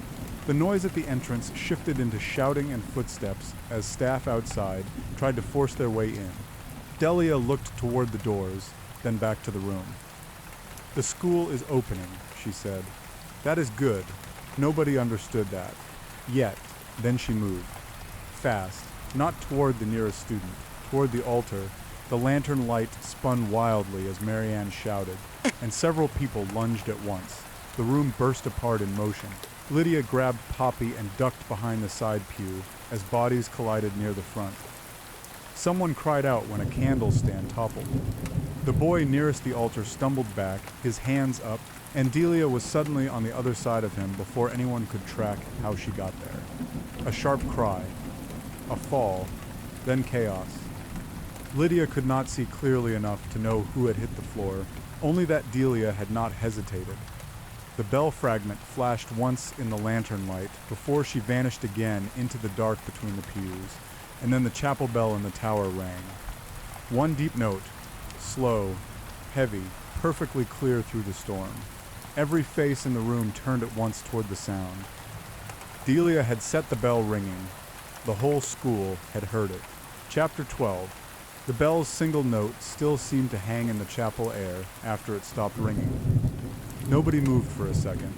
Not the students, not the staff, not even Marian Crest, who stood near the front with one hand braced on the altar rail and looked like she had just heard a verdict passed on the whole school. Then the room erupted. "Get out!" someone shouted. The doors at the back crashed open again, and fresh noise rushed in from the hall. Staff voices, running feet, the storm hissing against the windows. The chapel had become a bottleneck of panic and bad decisions, and Lydia could feel it all closing in at once. Poppy grabbed her arm. "Lydia, move." Lydia moved with her, ducking low as another body stumbled across the pew ahead of them. Celia had stayed close too, white-faced and shaking. The three of them pushed sideways along the aisle while the room shattered into pieces around them. Somewhere near the altar, Agatha Vale cried out Delia's name again. This time it sounded less like authority and more like a woman reaching backward into a past she no longer controlled. Lydia caught a glimpse of Delia between two bodies. She was already gone again, not vanished like smoke, not magic, just too fast to follow in the confusion. 1 second she had been there near the front. The next, only an empty stretch of chapel floor remained, with the lantern light swinging hard across the stone. "Where did she go?" Poppy shouted. Lydia shook her head. She did not know, or maybe she did, because the tower bell had only rung after Delia had moved toward the front. That meant she had wanted everyone looking up and away. Wanted the sound to pull attention to the old tower while she slipped into the chapel's side passage. Lydia's eyes searched the wall behind the altar. There. A narrow service door half hidden behind a drape. It was open a crack. "Over there," she said. Celia followed her gaze and went pale even faster. "No." Another shout came from the back of the chapel. Then a body slammed into the pew beside them, hard enough to shake the wood. Lydia flinched, lost her footing for a moment, and nearly went down before Poppy caught her by the sleeve. "Keep moving," Poppy said. They pushed toward the side exit as staff and boys collided near the center aisle. Calvin Cade was shouting for everyone to get out of the building. Brady was trying to drag someone upright. Graham had blood on one sleeve and looked too shocked to understand where it came from. Lydia had no time to sort it out. The side passage behind the altar was dark and narrow, smelling of damp stone and old incense. She slipped inside with Poppy and Celia right behind her. The moment the door shut behind them, the noise from the chapel muffled into a dull roar. The passage sloped downward. Lydia had never been in it before, but she knew enough now to feel the shape of it. The walls were older than the chapel, older than the visible school. She could hear water somewhere deep below. Or maybe just the storm running through stone channels. Then Celia grabbed Lydia's shoulder and whispered, "Look." At the base of the wall, just where the corridor widened into a little landing, were scratches cut into the stone, not random marks. Names. Too many of them to count at first glance. June Merritt, Mara Fink, Rena Bly, and underneath those more. Some were half worn away. Some were fresh enough that the edges still looked bright against the dust. Lydia felt her throat tighten. Poppy whispered, "There were more." "Yes," Lydia said, "more girls, more names, more disappearances than anyone had admitted." The list went on with house marks, dates, and a few words that looked like notes from whoever had been hiding down here. "Tower duty, do not speak. Keep quiet, they are listening." Celia covered her mouth. "Who wrote this?" Lydia did not answer. She was looking at the highest line of the scratches now. One sentence carved deeper than the others. "We were never the first." The words hit harder than any scream. Poppy backed away from the wall. "What does that mean?" Lydia ran her fingers just above the carving without touching it. The stone felt cold enough to sting. "It means there was something before them," she said. Celia stared at her. "Before the missing girls?" Lydia looked down the passageway toward the dark that spread deeper into the school's hidden bones. Maybe before the tower was even sealed. A sound came from behind them. Not close, just enough to stop them all cold. A soft footstep, then another, slow and measured. Poppy whispered, "No." Lydia turned. At the far end of the passage stood Delia. She had not rushed them. She had not crept. She had simply appeared in the dark behind them, as if she had known exactly where they would stop. Her face was lit faintly by the spill of stormlight from the chapel behind them. The scar along her cheek was more visible here, and the lines of exhaustion around her eyes made her look older than any student should have looked, but she stood straight, controlled, still as a blade laid on cloth. For a second, no one spoke. Then Delia glanced at the stone carving. "So you found that part," she said. Lydia's mouth went dry. "What does it mean?" Delia was quiet long enough that Lydia thought she might not answer. Then she said, "It means the school has always fed on silence." Her voice echoed softly in the passage. Poppy took a careful step backward. "You did this?" Delia's eyes moved to her. "No." The answer was immediate, not defensive. Certain, the hallway felt colder. Delia continued, "I survived what they did to us. But the tower was only one room. There were others before it. Other girls, other punishments, other lies." Lydia stared at her. "Who?" Delia's jaw tightened very slightly. "When the school needed fear, it used the girls first," she said. Then it buried the stories until even the girls believed them. Celia's voice came out thin. "Why are you telling us this?" Delia looked at them all in turn. "Because you looked," she said. "Because now you know there was more than one missing girl. Because the school will try to erase this too unless someone remembers it." Lydia had no answer for that. She looked past Delia toward the darkness behind her and saw, or thought she saw, a second passage branching off to the left. Narrow, low, old enough that no one should have been using it anymore. Delia followed her gaze. "They are still in the school," she said quietly. Lydia's stomach dropped. "The boys?" Poppy asked. Delia nodded once. "And the staff who lied," she said. "And the ones who thought they could still control the story." Then she turned and vanished into the dark side passage without another word. No sound, no rush, just gone. Poppy let out a shaky breath. "I hate that she does that." Lydia looked at the names on the wall one more time. Then she looked at the narrow side passage Delia had taken. Somewhere beyond the storm and the chapel and the screaming, the school was still holding its breath, and now Lydia knew why. Chapter 13. The passage narrowed after Delia left them, and for a moment Lydia thought she had vanished into the stone itself. Poppy grabbed her sleeve. "We are not following her." Lydia did not answer right away. Celia was staring at the carved names on the wall like they might move if she looked long enough. Nora, who had somehow caught up to them in the confusion from the chapel, stood behind the others breathing hard, her face white. "What is this place?" Nora whispered. A secret. The word sounded too small for it. They had left the chapel noise behind, but it still thudded faintly through the walls. Shouting, running feet, the storm striking the roof. Somewhere above them a door slammed and did not reopen. Lydia pressed one hand against the stone and looked into the dark side passage Delia had taken.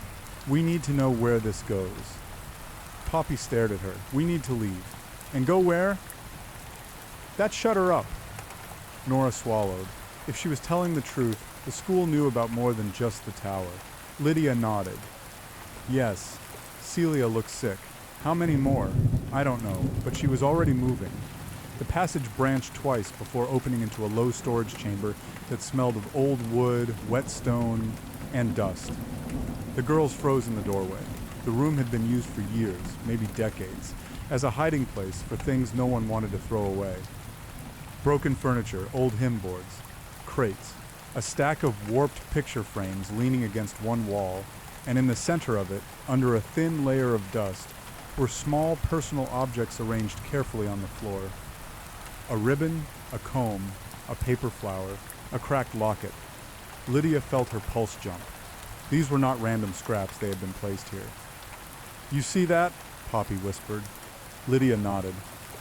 There was a pattern to the arrangement, almost like a shrine. Not neat enough to feel ceremonial, not messy enough to feel accidental. It looked like someone had kept returning here, adding pieces over time, trying to preserve what the school had buried. Celia moved slowly toward the far wall and stopped short.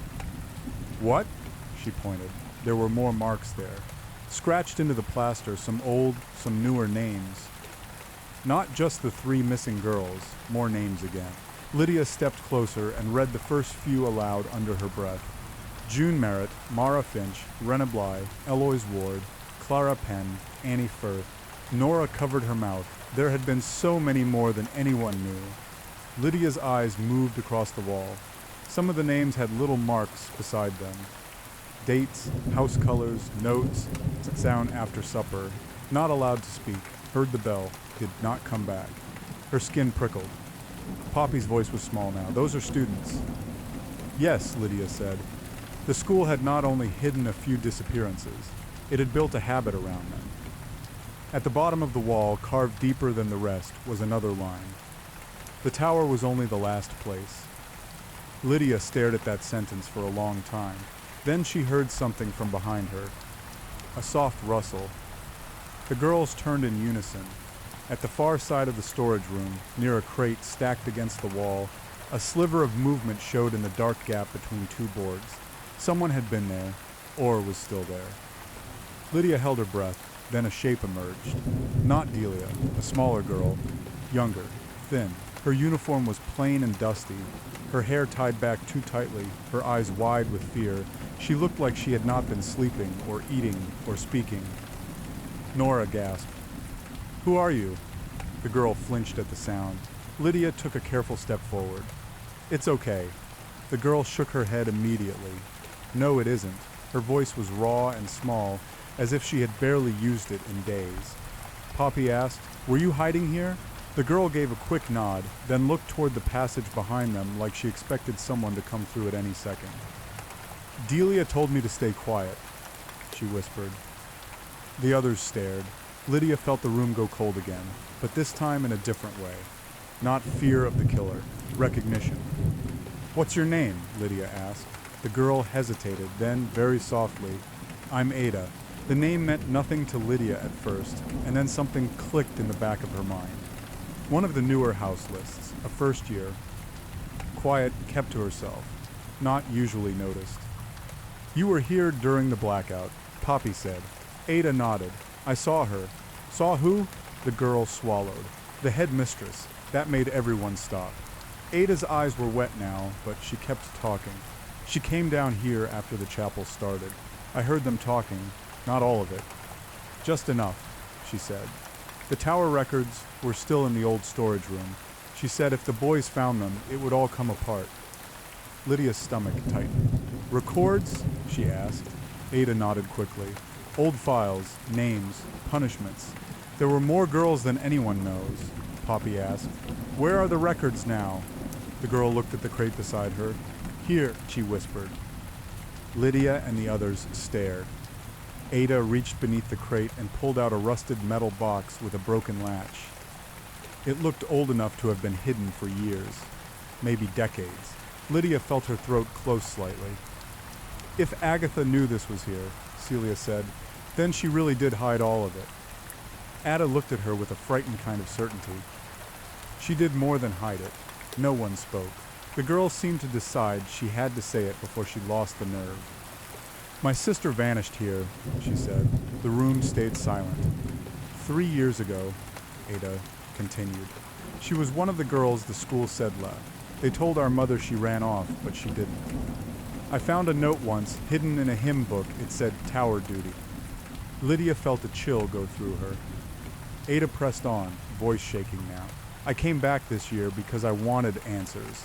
I started looking where no one was supposed to look." "You found Delia?" Poppy asked. The girl shook her head. "She found me." That was the first time Lydia understood just how many layers of hidden pain might be under this school. Ada wiped at her face quickly with the heel of one hand. Said the building listens. Lydia glanced toward the passage and thought of all the times Delia had seemed to know exactly where people were before they did. "Did she say what happened to your sister?" Lydia asked. Ada looked down. "No," she said, "but she said the school never only took one at a time." The words landed hard. Celia sat down on the floor without meaning to. Nora whispered, "There were more girls." "Yes," Ada said. "Always more." Above them, the chapel bell rang again. This time it rang twice, then stopped. Every head snapped toward the ceiling. Lydia got to her feet first. Something had changed. The sound was not just warning now, it was a signal. Delia was moving the school somewhere else, and whatever happened next, it would not stay hidden much longer. Chapter 14. The 2 bell strikes changed everything. Lydia felt it before anyone said it aloud. The school had crossed from fear into motion. Whatever Delia was doing now, it was not just hiding in the walls anymore. She was pulling the whole place toward a final shape. Ada clutched the metal box to her chest. "We need to move." Poppy looked at her. "Move where?" Ada swallowed. "Up." That made Lydia look toward the passage ceiling, as if she could already see the weight of the school above them. "Why up?" "Because that is where the records were last kept." Ada said, "Old storage near the tower stairs." Delia said if anyone was still in the building, that was where they would go. "Who is anyone?" Nora asked. Ada's eyes flicked toward her, the staff, the boys, whoever is still missing. Lydia did not like the sound of that. Not because it sounded impossible, because it sounded likely. The girls moved quickly through the storage chamber and into the adjoining passage, Ada leading now with surprising certainty. She knew the turns better than she should have. Lydia wondered how long she had been listening to the school without being seen. The corridor climbed in shallow steps and grew narrower with every turn. Old pipes ran along one wall. The stone underfoot was slick with damp. Every sound seemed too loud in the tight space, from their breathing to the soft scrape of shoes over grit. Then the passage opened into a side corridor Lydia had never seen before. A service hall, long, narrow, and lined with doors that looked too old to trust. One door stood open at the far end. Light leaked from within. Ada stopped short. That's it. Lydia looked at the light. What is? The old records room. Poppy frowned. How do you know? Ada hesitated. Then she said, because Delia put the bell there. Lydia stared at her. Ada's voice dropped. She said the records room used to hold everything the school tried to bury. She said if the bell ever rang twice, it meant someone had found the path. No one spoke after that. The room beyond the open door was cramped and badly organized, with boxes stacked against one wall and rows of cabinets that had been left open in the panic. Papers had been pulled out, scattered, some half-burned, some torn, as though someone had been searching in a hurry. Lydia stepped inside and saw the first file box on the floor. It was marked with old inventory numbers and a date so faded it was nearly gone. Ada crossed to it first, then stopped with a sharp inhale. What is it? Poppy asked. Ada turned the box around. A list of names had been typed on the front in thin old ink. Girls. A whole page of them. Too many to count at once. Lydia took the box from her and read slowly. June Merritt, Mara Finch. Rena Bly, Eloise Ward, Clara Penn, Annie Firth, Hannah Vale, Rose Mercer, Nina Tallow. The list kept going. She stopped halfway down because her hands had started to shake. These were students, Celia said, sounding hollow. Yes, Lydia said, and that was what made it worse. They were not all from one year, not all from one house, different ages, different times. The school had not just lost a few girls and hidden the names. It had been feeding the tower and the silence around it for years. Poppy opened another box and found photographs. Small black and white school portraits. Girls in uniform. Girls smiling. Girls whose names had been written on the back and then crossed out. Nora picked one up and stared at it. They crossed them out after they disappeared. Ada nodded. Delia said they did that so they could keep using the file cabinets. Lydia felt her chest tighten. Keep using the file cabinets. That was the kind of sentence only a school could make sound casual while being monstrous underneath. Then a sound came from the corridor outside. A slow drag across stone. Every girl in the room froze. The sound stopped. Then came a knock. 3 measured strikes. Not from the bell this time, on the door frame. Lydia turned toward the open doorway slowly. Delia stood in the hall. Her old uniform was darker with rain and dust now. Her hair had loosened slightly around her face. The scar along one cheek looked more pronounced under the weak hall light. In one hand she held the bell fragment. In the other something else. A key ring. Old brass keys, several of them, hooked together on a tarnished ring. She looked at Ada first. Ada stepped back instinctively. Then Delia's gaze moved to Lydia. You found it, Delia said. Lydia held up the box. There are more. Yes, no triumph in her voice. Just tired certainty. Poppy's face had gone rigid with fear and anger. You knew these were here. Delia looked at her. Of course I did. How many? Nora asked.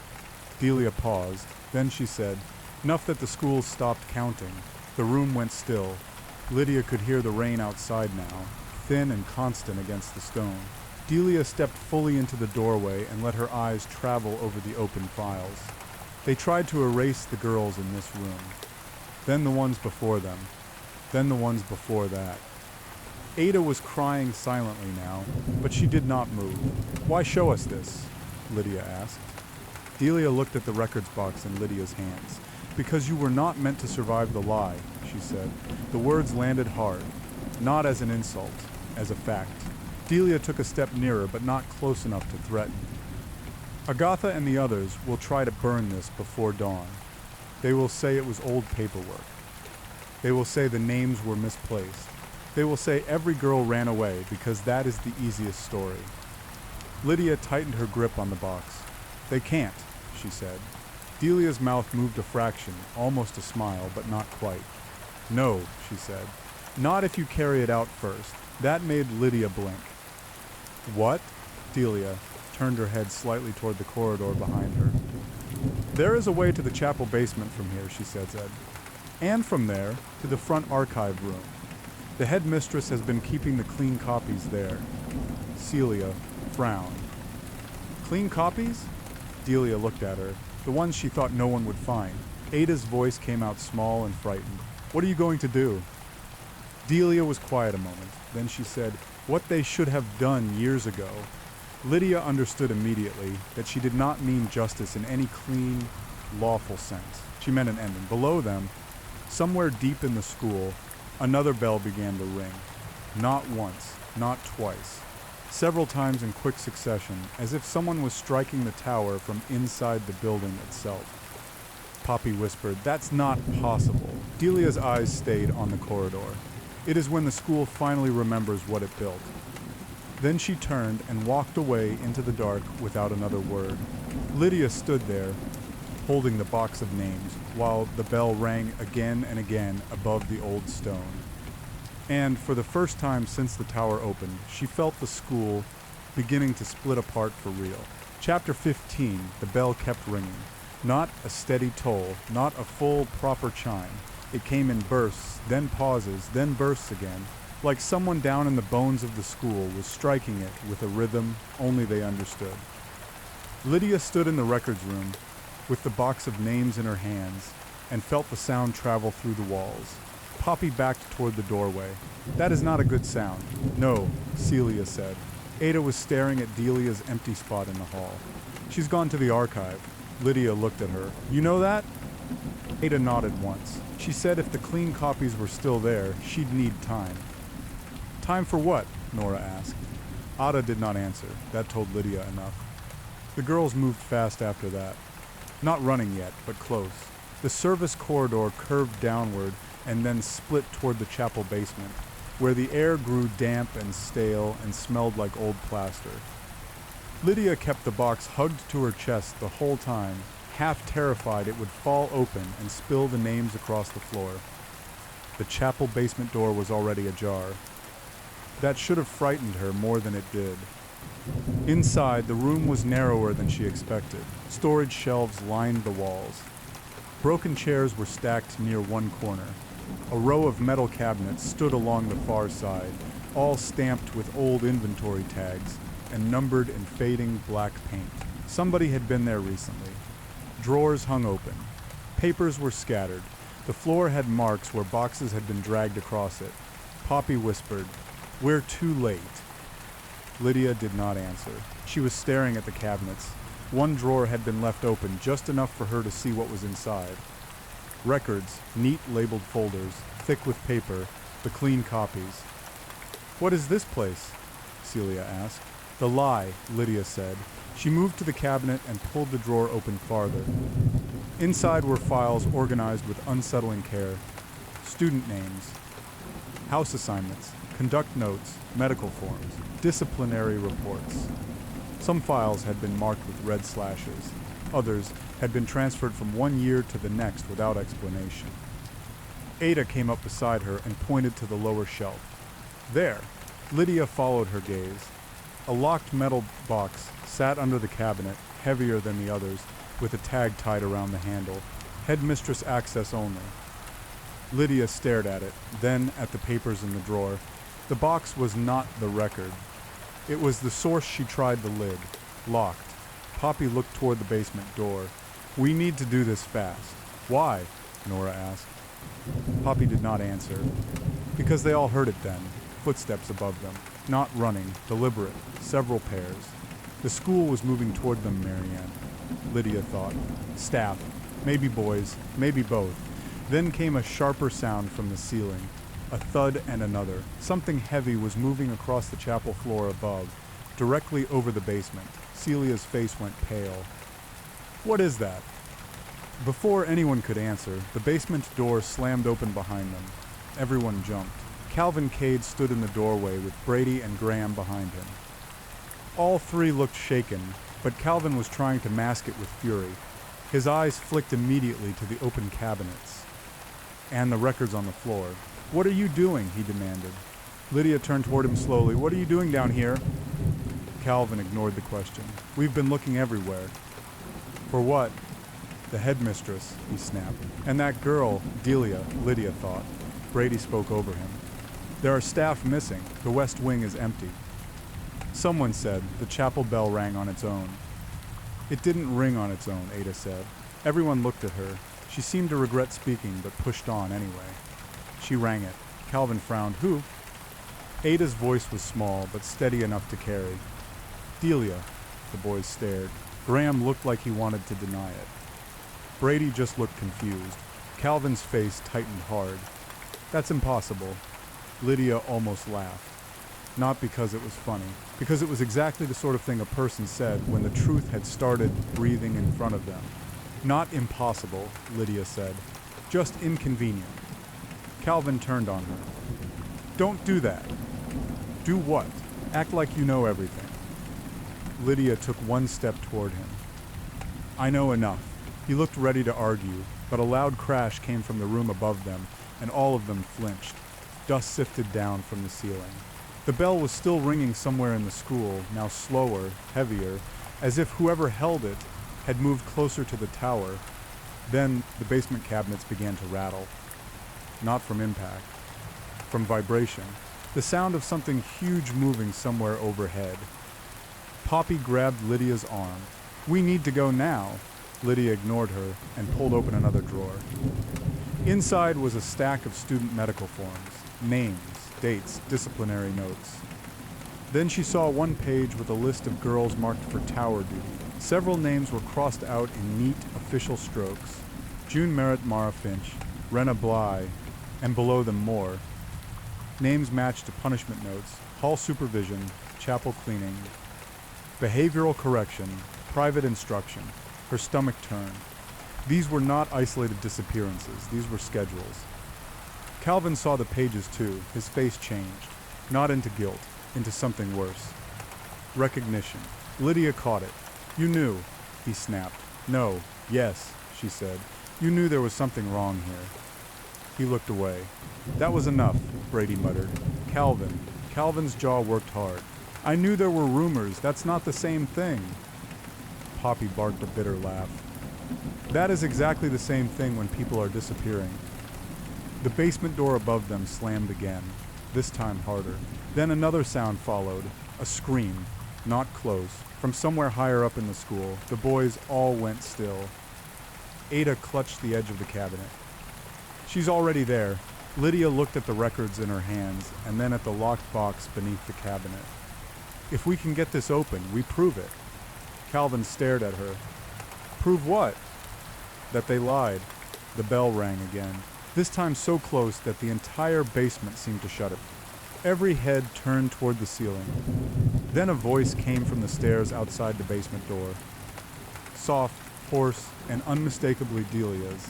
"Count carefully." Nobody moved. Lydia felt the room narrow around her, like the school itself was drawing breath.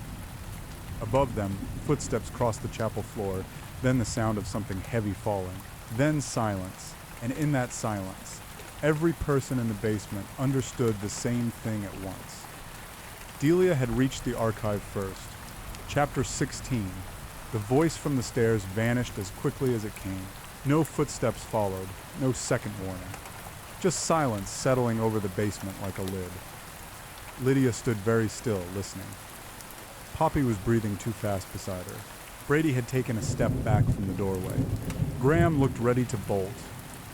Calvin had gone rigid in a way that made him look less arrogant and more scared than Lydia had ever seen him. Ada whispered, "She knows we're here." Lydia looked at the locked metal box under the cabinet. She wanted us down here, she said. Calvin turned on her. How do you know that? Because she keeps saying it, Lydia replied. Count carefully. Look at the names. Remember what they erased. Brady swore under his breath. This is insane. No, Poppy said. This is the school. That landed harder than anyone expected. Above them, a crash sounded from the chapel floor. Then another. Someone was moving through the archive room directly overhead. Lydia stepped toward the stairs and looked up into the dark doorway. She's in there, Calvin's voice sharpened. Then we go up. Marianne Crest would have called that foolish, but Marianne was not here. Neither was Agatha Vale. That fact made the whole school feel more exposed than the rain. Lydia looked at the boys. For the first time, they did not seem like a threat. They seemed like frightened children standing in a room full of history they had never bothered to learn. Fine, she said. Poppy grabbed her wrist. Lydia, we need the files. Ada held up a small iron key ring she had taken from Delia's passage. She left these. Lydia looked at the keys. One of them was old brass, the teeth worn smooth. Another was flat and blackened at the end. She picked up the brass one and tried it on the headmistress box. The lock clicked open. Everyone in the basement went silent. Lydia lifted the lid. Inside was a stack of records tied in red cord, not just copies. Originals. Old sealed sheets, some yellowed with age, some newer. Names. Disciplinary reports, medical logs, notes written in different hands. And near the top, a page marked with the heading. Incident report. Bell Tower Wing. Lydia's breath caught. She unfolded it carefully. The paper was thin and brittle, and the writing on it was typed with a few handwritten corrections in the margins. June Merritt, Mara Finch, Rena Bly. Then a paragraph below that made her stomach twist. 3 girls were discovered in the Bell Tower after unauthorized overnight confinement. 1 believed deceased, 1 missing at time of report, 1 unaccounted for. School administration notified. Public disclosure not recommended. Poppy made a soft sound behind her. Lydia kept reading. The handwritten note in the margin was shorter. Do not use the word disappear. Lydia felt her fingers go cold around the paper. Calvin stepped closer, reading over her shoulder now. His face had gone gray. That can't be real. Lydia looked at him. It's real, Brady asked. Who wrote it? Ada pointed to the bottom of the page. Headmistress A. Vale. Deputy M. Crest. The room went dead quiet. Graham whispered, They signed it. Yes, Lydia thought, they signed it. Agatha Vale had not merely hidden the truth. She had documented it, cleaned it, and filed it away like a problem to be managed. The girls were not mistaken memories. They had been evidence. Lydia reached into the box and found another page beneath the first. This one listed tower duty assignments. There were dates, house names, punishments. And at the bottom of the page, in a different hand, a line that made every muscle in her body tighten. Failure to comply may result in relocation. Nora read it over her shoulder and stared. Relocation to where? No one answered, because nobody had to. The answer was already in the room. The tower. Lydia's throat tightened. The school had not just punished girls there, it had moved them there, kept them there, hidden them there. Some had likely died there. Some had vanished from the records and from sight, and the school had called it discipline. A hard sound echoed above them, the door to the archive room. Not the basement door, the room above. Something had been struck hard enough to shake the floor. Then Delia's voice came again from somewhere in the school above, muted by stone but still clear enough to make Lydia shiver. You should have burned it. Calvin spun toward the ceiling. Where is she? No one answered. Because the answer did not matter anymore. She was inside the school, the way a thought gets inside a person, through every sealed room, every hidden stair, every lie no one ever bothered to challenge. Lydia looked at the report again. 1 believed deceased, 1 missing, 1 unaccounted for. The words were old enough to be almost formal, but the meaning was brutal. The school had known exactly what happened, and it had chosen silence anyway. Poppy read the page and covered her mouth. Lydia, I know, Celia, who had come down behind them at some point, without anyone noticing, asked softly, "Was Delia the one who survived?" Lydia thought of the seam on Delia's face, the old uniform, the bell fragment in her hand, the way she had said, "I was here before you locked the door." "Yes," Lydia said. Ada nodded, eyes wet. "She told me they left her." The basement felt smaller after that. Brady looked from one face to the next, then said the thing everyone else was circling. "If she survived, where has she been?" "All this time." Lydia looked toward the stairs. "In the school," she said. That was the truth.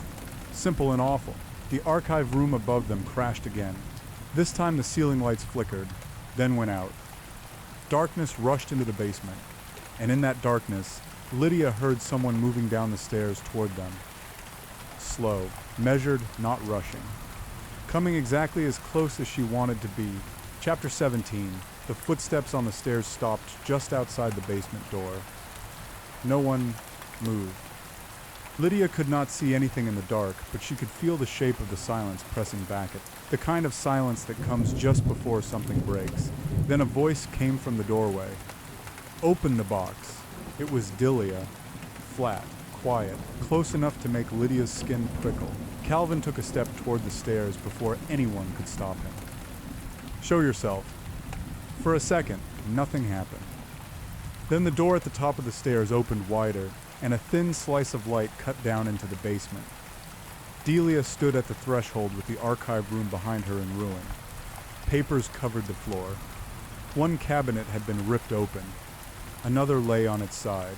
She looked untouched by the chaos around her. Her uniform was darker now, damp around the hem. The old scar on her cheek caught the light and made her face seem even more severe. In one hand, she held the bell fragment. In the other, a file folder. Agatha Vale's name was written across the front. Nobody spoke. Delia looked at the boys first, then the girls, then the records box in Lydia's hands. "You found what they hid," she said. Lydia swallowed. "Yes." Delia's eyes moved to the open pages on the floor. "Then you know what this place is." Poppy's voice shook. "It's a lie." Delia gave the faintest nod. "It is a machine," she said. "It turns girls into silence and calls it order." The words landed harder than anything else in the school had that night. Marion Crest's voice suddenly rang from somewhere above them. "Delia!" Lydia flinched. Agatha's deputy sounded exhausted now, but still dangerous in the way frightened adults sometimes were. "Come away from there." Delia did not look up. "Why?" she said. "So you can bury me again?" No answer came. That told Lydia enough. Marianne was alive. Agatha too, maybe. Somewhere upstairs, the last of the school's authority was trying to gather itself around the wreckage. Delia set the Agatha folder on the top stair. "I already know what the headmistress wrote," she said. "I know what she signed. I know what she called us when she thought no one would hear. No one moved." Then Delia turned toward Lydia. "This is where it ends," she said. Lydia's throat tightened. "What ends?" Delia looked at the records box. "The story they kept telling," she said. The sound from the upper floor shifted. Not footsteps. Running. Panic. Somebody had realized Delia was in the archive room and was coming too late to stop her. The building had started to split in two now, one half still trying to hide the past, the other already burning under it. Calvin Cade finally spoke again, but the confidence was gone. "What do you want from us?" Delia looked at him for a long moment. "Truth," she said. Brady laughed once, too short and too frightened to mean anything. "That's it?" Delia's gaze cut to him. "No," she said, "not from you." The room went still again. Delia took one step down the stairs. "I want the names spoken out loud." Lydia felt her stomach tighten. "The missing girls," Delia said. "The ones from the tower, the ones before them, the ones the school kept in files and never in memory." Ada straightened a little, as if she understood the demand before anyone else did. Delia continued, "Say them." No one answered. Then Lydia heard herself breathe in. June Merritt. The name sounded small in the basement, but it changed the room anyway. Delia's face did not soften, but something in her posture eased by the smallest degree. Poppy swallowed and said, "Mara Finch." Celia followed, voice barely above a whisper, "Rena Bly." Ada spoke next, and her voice broke halfway through. "Eloise Ward," Nora added, "Clara Penn." The names began to flow then, one after another, from the scraps of lists they had read. From the files, from the records box, from the walls and closets and paper trails the school had left behind. Lydia said, "Annie Firth." Calvin stared at them like he could not believe what was happening. Then Delia looked straight at him. "Now you?" He blinked. "What?" "Say them." He shook his head, almost involuntarily. "I don't know them." Delia's voice stayed level. "Then learn." That shut him down. She held his gaze until he looked away. Above them, another crash sounded. Something fell in the archive room. Then a voice shouted Delia's name, angry and terrified at once. Marion Crest was getting closer. Delia did not move. Instead, she looked at Lydia. "You asked why you," she said. Lydia nodded once, unable to speak. "Because you looked," Delia repeated. "Because you listened. Because the school will survive if people like you look away." That was the closest thing to kindness Lydia had heard from her. Then Delia handed the file folder down to Lydia. Lydia took it with both hands. Inside was a list of the hidden records, the clean copies, the original incident reports, and the names of staff who had signed off on the burial of the truth. At the top was Agatha Vale. Below her, Marianne Crest. Beneath them, a line of older faculty names. Lydia did not know. At the bottom of the page was a final note written in Delia's hand. "The bell only rang because they finally heard us." Lydia looked up from the page. Delia was already turning back toward the stairs. "Wait," Lydia said. Delia paused. "Are you going to kill them?" The question hung there in the dark basement. Delia did not answer right away. When she finally did, her voice was very quiet. "I am going to finish the lesson." Then she went up the stairs toward the sound of the running footsteps above. And for the first time all night, Lydia understood that the school was no longer being haunted. It was being judged. Chapter 18. The sound of running feet in the archive room above them got louder, then broke apart into shouting. Lydia clutched the folder Delia had given her and looked at the others. Poppy looked terrified. Celia looked numb. Nora was crying without making noise. Ada stood very still, as if she had already accepted that the school would never again be what it pretended to be. Calvin Cade looked the worst of all. He kept staring at the stairs. Delia had taken, like he expected her to come back down and explain the entire thing in a way he could survive. Brady finally said, "What do we do?" No one answered him. Then a sharp crash rang out overhead, the sound of a cabinet hitting the floor, followed by Marion Crest's voice, furious and strained. "Get back!" A second voice answered, but Lydia could not make out the words. Male. Frightened. Maybe one of the boys, maybe one of the staff. Then another impact, heavier this time, and the whole stairwell seemed to shudder. Delia was still up there. Lydia looked at the folder again. The bell only rang because they finally heard us. The line burned in her head. She looked up. "We need to get out of the basement." Poppy blinked. Why? Because Delia went up there alone. Calvin gave her a hard stare. "You are not actually worried about her." Lydia turned on him. "I'm worried about what comes next." That shut him up. Ada moved first, heading for the side corridor that led away from the chapel basement. "There's a passage to the west corridor from here. Delia showed me once." Poppy looked at her. "She showed you?" Ada nodded. "She said I needed to know how to leave if the school ever started closing in." Lydia felt a cold little twist in her chest. Delia had not just been hiding. She had been preparing witnesses. They followed Ada through the narrow passage. Just as another crash shook the room behind them, the route climbed in short, broken steps and came out behind a row of old storage shelves. Near the west hall, the air was colder here. Damp stone, dust, a faint sour smell from old plaster. Voices echoed from the corridor ahead. Not close enough to make out. Close enough to know people were moving. Lydia peered around the edge of the shelf. The West Hall had become a chaos of motion. Staff members were running from one end to the other. A boy was being dragged by the arm toward the chapel wing.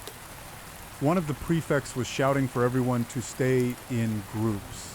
Another door had been opened near the tower passage, and light from that direction spilled across the floor in broken yellow strips.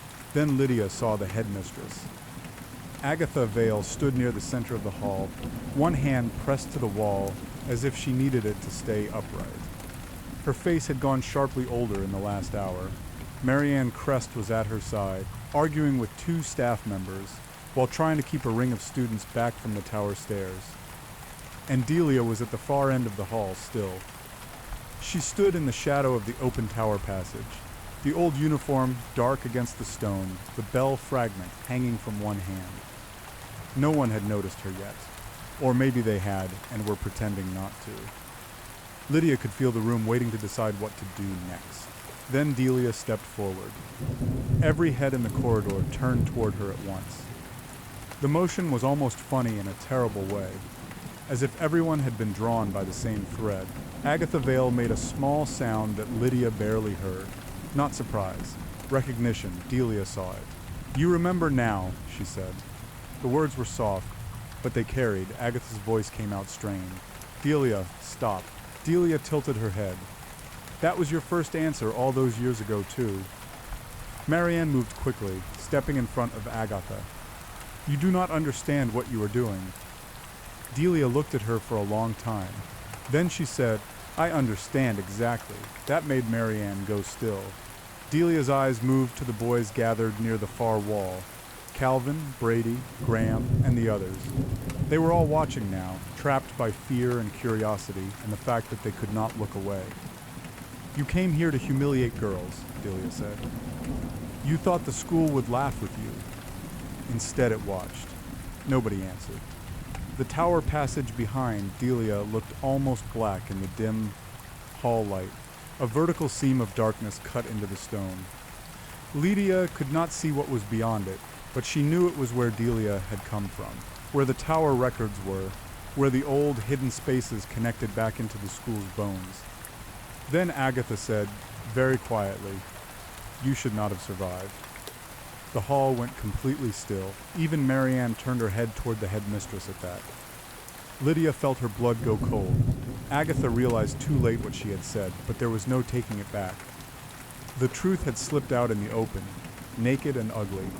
Delia stared at her. The silence that followed was so complete Lydia could hear her own breathing. Then Delia asked, "How many?" Agatha did not answer. "How many girls?" Delia repeated. Marianne started to speak, but Delia lifted one hand and she stopped. Agatha closed her eyes for a moment. When she opened them, her face looked broken. "Enough," she said. Delia let out a short breath, almost a laugh. "Enough," she repeated, as if tasting the word. "That is what you call them." Poppy's hand found Lydia's sleeve and held tight. The corridor seemed to tilt around them. Staff, students, boys, the tower opening, the old stone.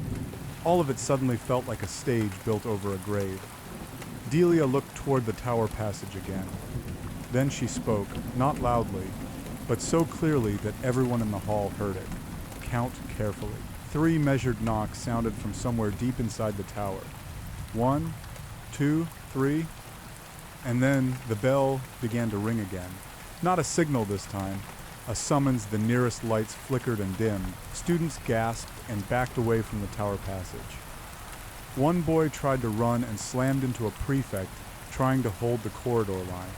Marianne shouted for order, but the sound vanished under the bell's first deep note. Delia stepped backward into the tower passage, her face still visible. For one last second, she looked at Lydia. Not at the others.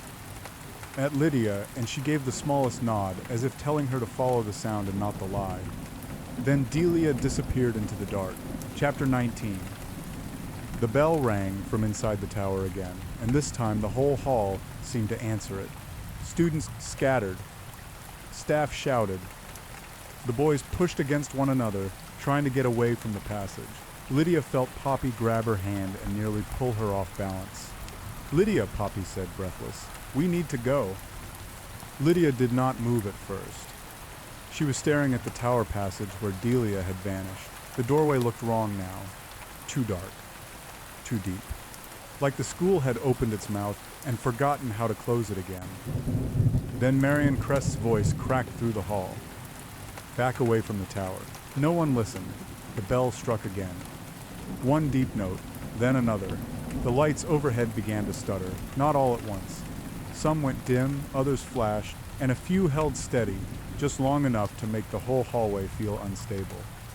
Lydia saw Agatha Vale staring at the passage, with a face gone thin and pale. The headmistress looked less like a ruler now, and more like someone standing at the edge of a thing she had spent years pretending did not exist. Brady Harlow caught Calvin's arm. "We should leave." Calvin pulled free. "No, that's crazy." Calvin's voice was too sharp. "We're not leaving like this." Lydia almost laughed, but there was no humor in it. Calvin Cade still thought this was something that could be beaten by refusing to look small. Then Delia's voice came from the tower passage, not loud, close enough to carry. Too late. The words were followed by a sound Lydia did not understand at first. A heavy grind of metal against metal, then a sharp pop, then a rush of cold air spilling out of the passage like the school had opened onto somewhere older and emptier than any of them had imagined. Ada grabbed Lydia's sleeve. She opened it. Opened what? But Ada only stared into the dark. Lydia turned toward the passage again and felt the answer before she saw it. The tower stair, not the visible one, sealed one, the one behind the wall, the hidden route that had been trapped for years. The school had not just sealed a room. It had sealed an entire history behind stone. A scream cut through the corridor, not from the tower, from the far end of the hall near the chapel wing. Everyone turned. One of the boys had gone down. Lydia could not tell which one at first. The bodies were moving too fast, too confused, too panicked. A second later, another shout rose, then a crash as someone slammed into a bench. The hall burst into chaos again. "Get down!" someone yelled. Then another voice, high and terrified, shouted, "She's in here!" Lydia's pulse jumped hard, not because of the shout, because of the movement behind it. A figure in the far shadows of the hall had begun crossing toward the tower passage, fast, low, too quiet for the size of the panic it caused. Delia. She moved through the mess of people as if the school had already made room for her. Marion Crest shouted. Something Lydia could not hear. Agatha Vale took a step backward. That was when Lydia understood the final shape of it. The adults were not trying to stop Delia, they were trying to stop what she knew. Because if Delia reached the tower records, or the hidden stair, or whatever had been sealed behind the wall, the school would have no way to claim this was only one girl and one night. The whole buried structure of the lie would come up with her. Lydia pushed through the students toward the tower passage before she fully realized what she was doing. Poppy shouted after her, "Lydia, no!" But Lydia kept going. The air changed as she neared the doorway. It was colder here, older. The smell of wet stone and dust grew stronger with every step. She could hear the bell ringing from somewhere deeper inside the tower now, not as a single strike, but as a set of slow, repeated notes that felt like footsteps. She reached the threshold and looked in. A stairwell dropped away into darkness, not the main tower stair. Something narrower, more hidden, a service route maybe, or an old punishment stair. The stone had been worn by years of use and then deliberately blocked, in places with newer masonry. The opening had been half exposed by whatever Delia had done. Lydia heard movement below. Then a voice, Agatha Vale, not shouting now, begging. "Delia, please," Lydia froze. That was the first time she had heard the headmistress sound like a human being instead of an institution. A second voice answered her. "Delia, please," Delia repeated softly, almost mocking. That was the word used when you shut the door. Lydia took one cautious step inside the passage and looked down the stair. At the bottom landing, lit only by a weak spill of emergency light from above, stood Delia and Agatha facing each other across a few feet of stone.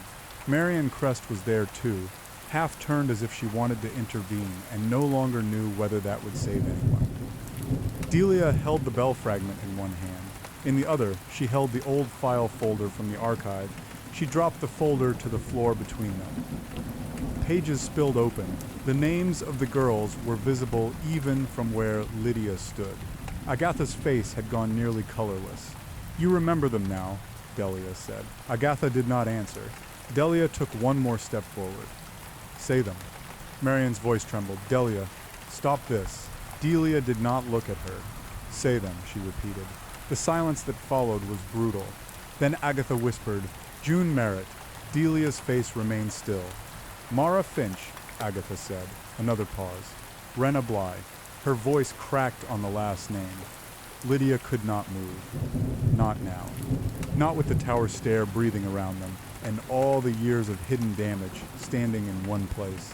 Delia watched the headmistress for a long time. Then she said, "You counted the wrong girls." Agatha closed her eyes. Delia's tone sharpened by a fraction.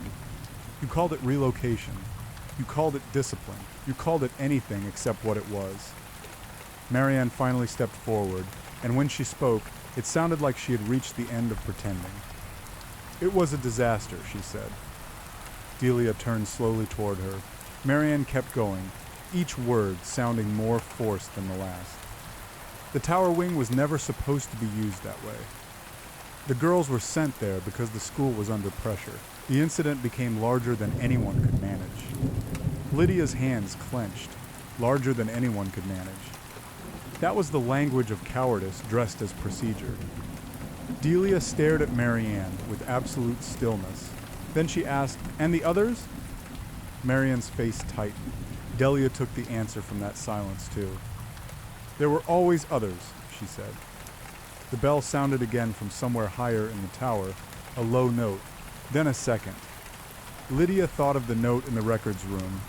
The bell only rang because they finally heard us. Something in the stairwell shifted. A loose stone dropped from the wall and hit the steps below with a faint click. Then Delia looked up, not toward Agatha, not toward Marianne, toward Lydia. For 1 second their eyes met, and Lydia understood that Delia had known she would come here, had wanted her to see this, not because Lydia was a witness, because now she was a choice. Stay in the hall and let the school bury itself again, or step into the tower and help bring the truth out for good. Then the scream from the corridor above split the night in half. Chapter 20. The scream from above tore through the tower stair and sent a fresh wave of panic crashing through the school.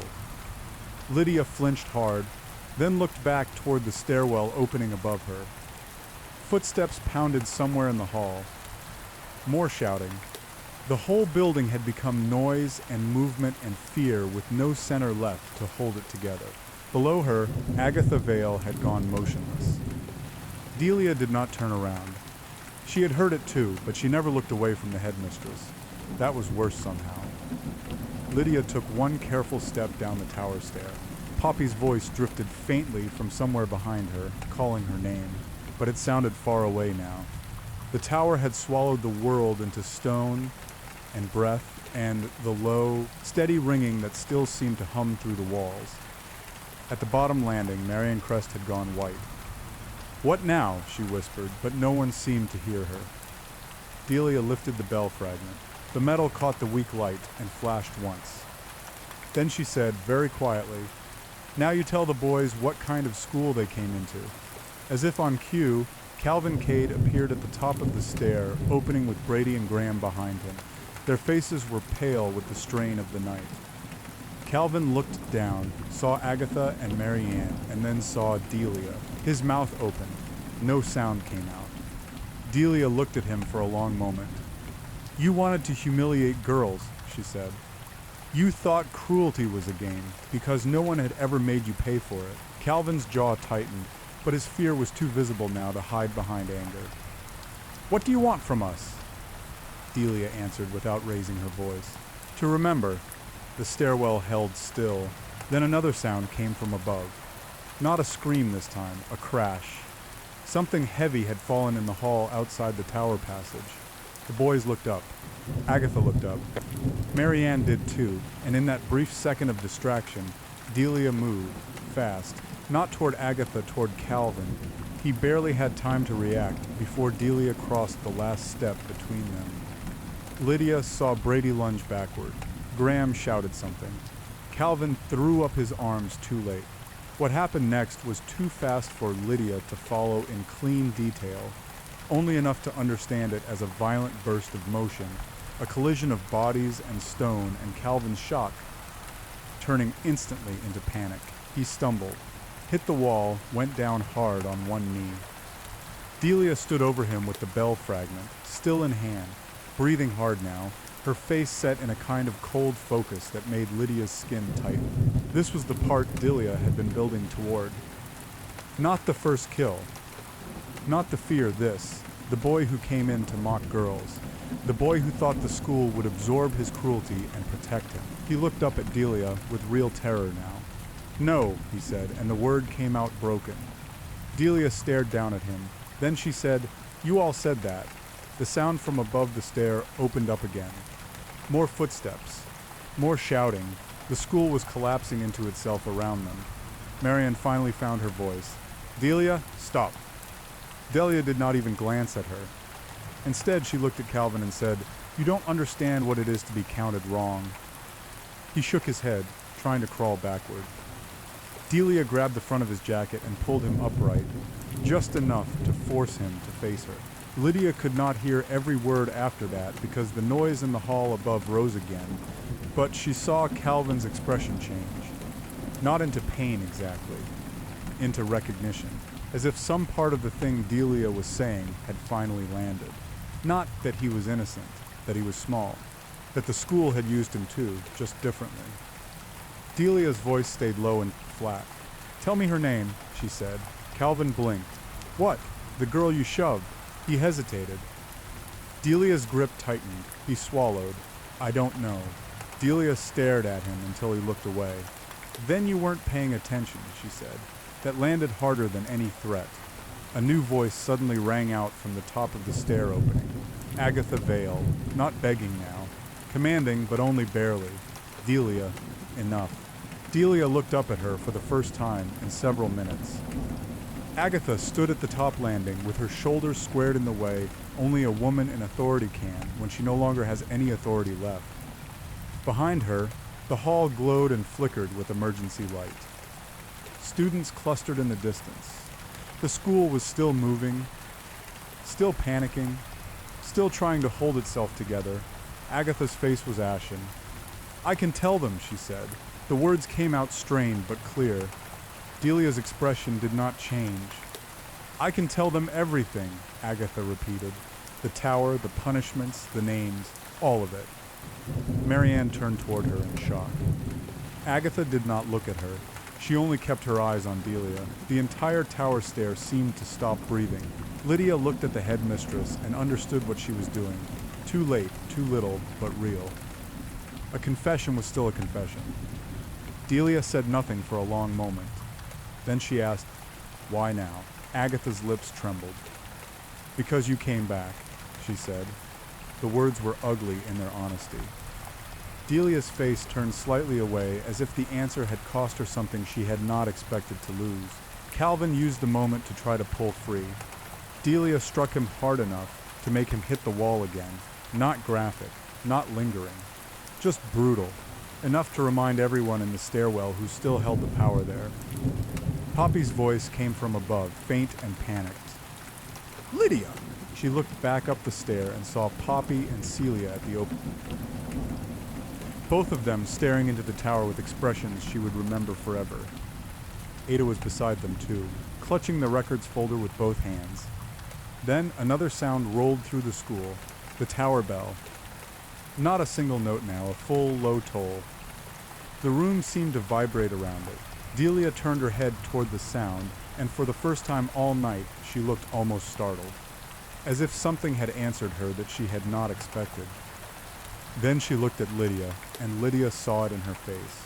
This had never been only about punishment. The bell was opening everything. The hidden stair, the old files, the names, the lies, and once it all came out, There would be no way to push it back in. Chapter 21. The full toll of the bell rolled through the tower and into every part of the school. For one long second, nobody moved. Then the sound faded, and the buildings seemed to exhale all at once. Somewhere above them, a door slammed open.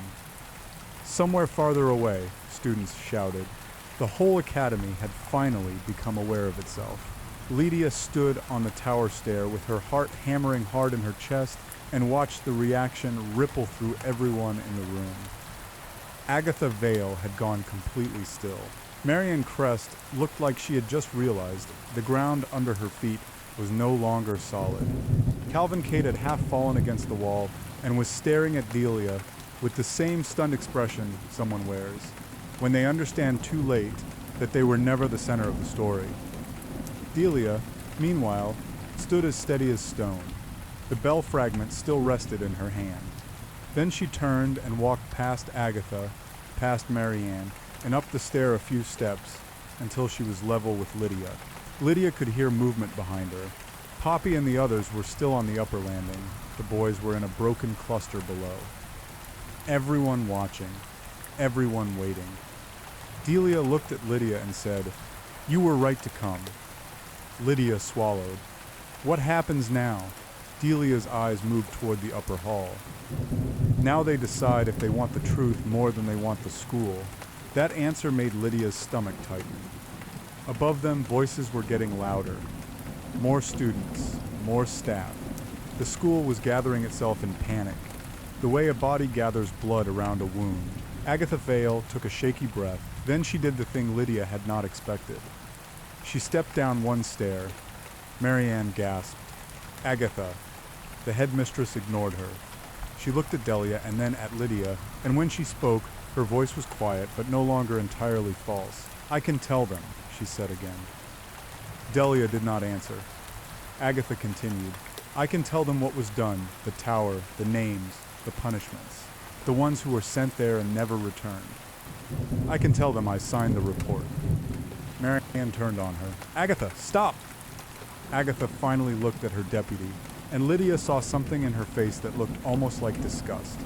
"Stop what?" Agatha asked. "Telling the truth?" Marianne's mouth opened. No words came out. That silence told Lydia everything. The confession had not been planned. Agatha had not become brave. She had simply reached the point where lying was more dangerous than speaking. Delia watched her without expression. Then she said, "And the boys?" Agatha flinched. Lydia almost felt sorry for her then. Almost. Because the answer to that question was not simple. Not anymore. Calvin straightened enough to speak. "We didn't do any of this." Delia looked at him. The hall had gone quiet enough that everyone heard her answer. "No," she said. "You only came to enjoy the shape of it." That landed hard. Calvin looked away, jaw tightening, but he did not deny it. Brady stepped forward a little. "What do you want us to do?" Delia's eyes shifted to him. "Listen," that was all. Not forgiveness, not absolution, just listening. The bell rang again then, lower and deeper than before, as if the tower itself had begun to answer back in pieces. Lydia felt the stair beneath her vibrate. Someone shouted from the upper hall, not fear this time, surprise. Then another sound echoed from deeper inside the tower passage. A second bell tone, different, smaller. Not the main bell, a handbell maybe, or a broken clapper striking metal. Lydia looked toward the dark opening behind Delia and saw movement in the shadows beyond the stone. Another figure emerged. Not one of the staff, not one of the boys. A girl, thin, pale, older than the younger students but younger than Delia. Her uniform was torn and dusty, and she moved as if she was still learning how to trust the floor beneath her. Lydia saw the fear in her face first, then the exhaustion, then the same unmistakable mark of a girl who had lived where no one was supposed to live. Poppy made a sound from above the stair. "Who is that?" Delia closed her eyes for half a second. When she opened them, she said, "One of the others." The hall below fell silent. Agatha's face went slack with horror. Marianne took a step backward. The girl in the passage looked at Delia and then at the room full of stunned faces. Then she whispered, "There are more." The words hit like a blade.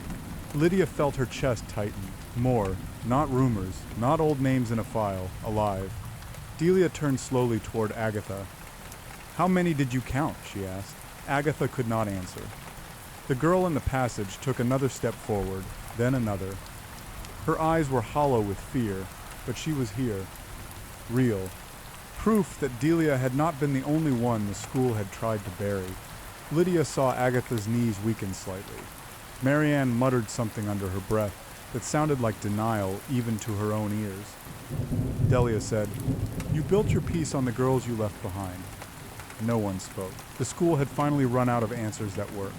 Then, somewhere above, a window shattered. Every head turned. A gust of rain and cold air blew through the upper hall.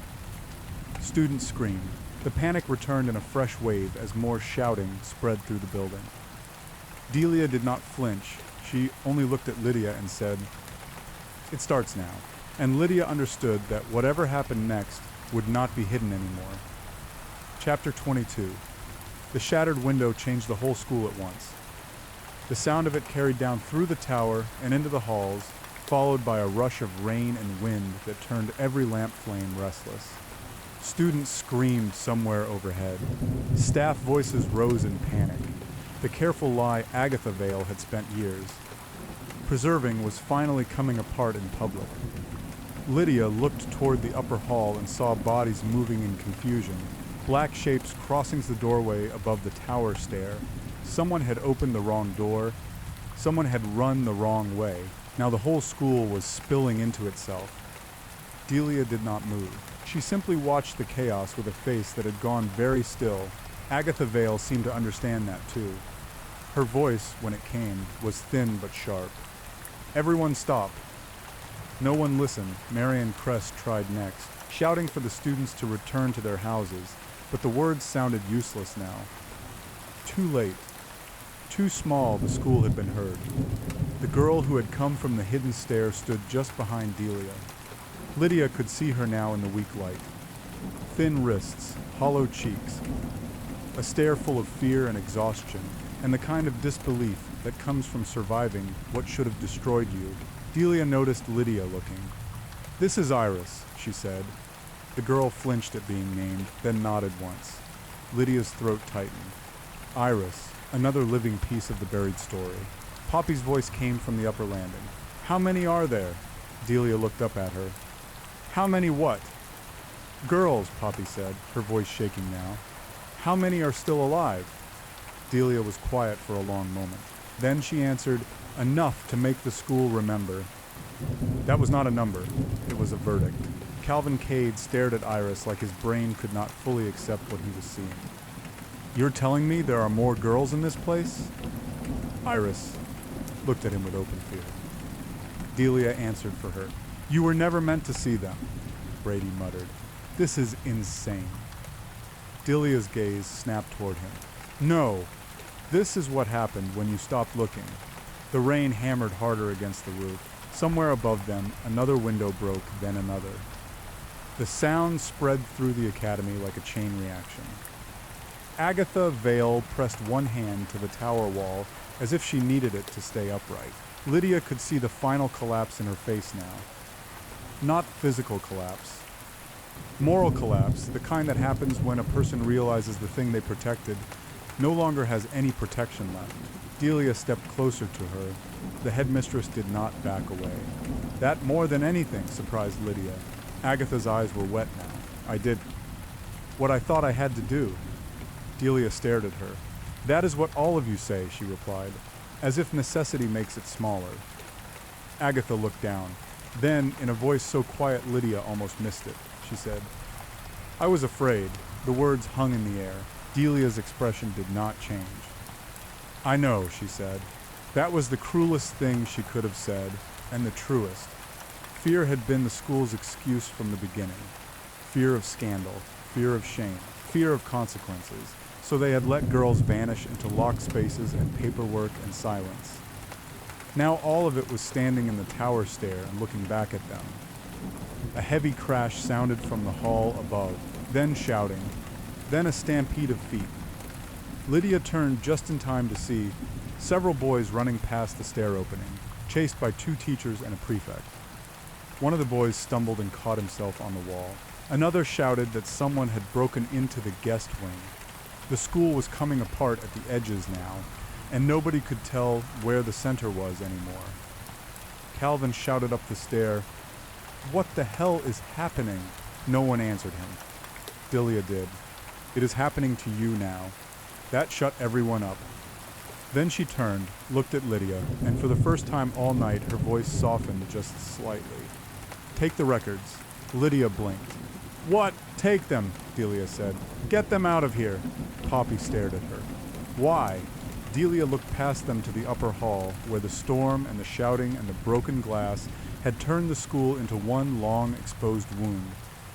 "Because if they burn tonight," she said, "they will say it never happened." Lydia understood immediately. The files were the proof, the names, the reports, the signed incidents. If the school got to them first, it could bury itself one more time. Lydia nodded and moved before fear could stop her. Poppy and Celia came with her. Ada too, even Nora. Iris hesitated, then followed on Delia's silent look. Together they started up the stair, records box and folder between them, while behind them the adults and boys remained trapped in the tower landing, with Delia standing between them and the truth. Lydia paused on the step and looked back. Delia had not moved. Agatha Vale was still there too, silent and stricken. Marianne Crest looked like she had aged 10 years in the last hour, and Calvin Cade, for the first time since he arrived, looked completely ordinary. Just a boy standing in a room where his power had finally run out. Lydia could hear the bell somewhere deep in the tower. One slow note, then another. The school was no longer pretending. It was giving up its last secrets, and somewhere in the storm above them, something started to burn. Chapter 23. The fire started in the upper archive room. At least, that was the first place Lydia smelled it. A thin, sharp thread of smoke drifted down the tower stair and curled into the landing, barely visible at first against the storm light and the flicker of emergency lamps. Then the smell thickened. Old paper, dust, hot wood. Poppy grabbed Lydia's arm. "It's burning!" Lydia looked up. The upper hall had turned into a blur of motion. Students were shouting. Teachers were trying to push everyone toward the exits. The boys had lost all sense of swagger. Calvin Cade was shouting over the noise, but no one was listening to him anymore. The school had become too big to command and too small to hide in. Delia had not moved. She stood near the base of the tower stair with Iris just behind her, both of them framed by the weak yellow light from the hall and the colder light spilling from the tower passage. Her face was unreadable now, not calm exactly, more like she had reached the point where feeling and action had become the same thing. Agatha Vale saw the smoke too. Her eyes went wide in a way Lydia had not seen before. "No," she whispered. Marianne turned toward her. "What did you do?" Agatha did not answer. That was answer enough. Lydia felt a cold shock go through her. The records, the clean copies, the old incident files. If the archive room burned, the school would have one more chance to claim nothing had ever been proven. Poppy saw the same thing at the same time. "Lydia, we have to go." She was right. They had the box. They had the folder Delia had given them. They had names. But the school still had years of evidence upstairs, and the adults were already moving toward the stairs with that frantic look people get when they realize the lie might outlive them unless they do something desperate. Then Delia lifted her head. She smelled the smoke too. Her eyes cut once toward the upper landing, then back to Agatha, and Lydia understood with a sick twist in her stomach that Delia had expected this, not the fire, exactly. The reaction. Agatha's last move. The school would rather burn itself than let the truth leave in clean hands.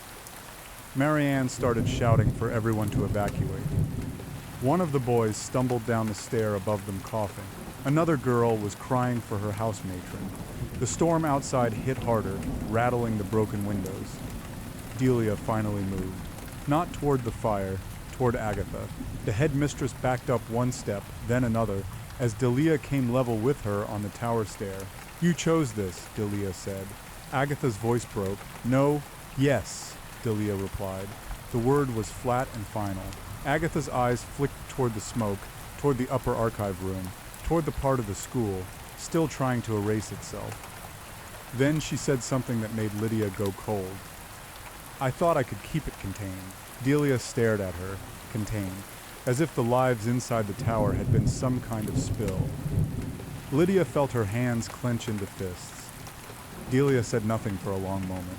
Then she turned her head and looked at Calvin Cade. He had gone pale with smoke and fear and confusion. He looked young enough now to be someone's little brother rather than a leader or a threat. "You," Delia said. Calvin swallowed. "Tell them," she said. He blinked. "Tell who?" "Everyone." No one moved. Delia's voice sharpened just enough to carry. "Tell them what you saw. Tell them what happened here tonight. Tell them you came to humiliate girls and found a school built on graves." Calvin stared at her. This time he did not hide behind anger. He looked ashamed. Not enough, not fully, but enough to matter. He glanced toward the smoke, then at the frightened students packed into the hall, then at Agatha and Marianne. For 1 second Lydia thought he might run. Instead, he took a step forward and shouted, "Get out!" The hall went still for a beat. Then he shouted again, louder, "Everybody out!" It was not forgiveness. It was not bravery in any grand sense. It was a boy finally speaking when silence would have been easier. The effect was immediate. The students started moving. Marianne stared at him as if she could not believe he had done it. Brady looked lost.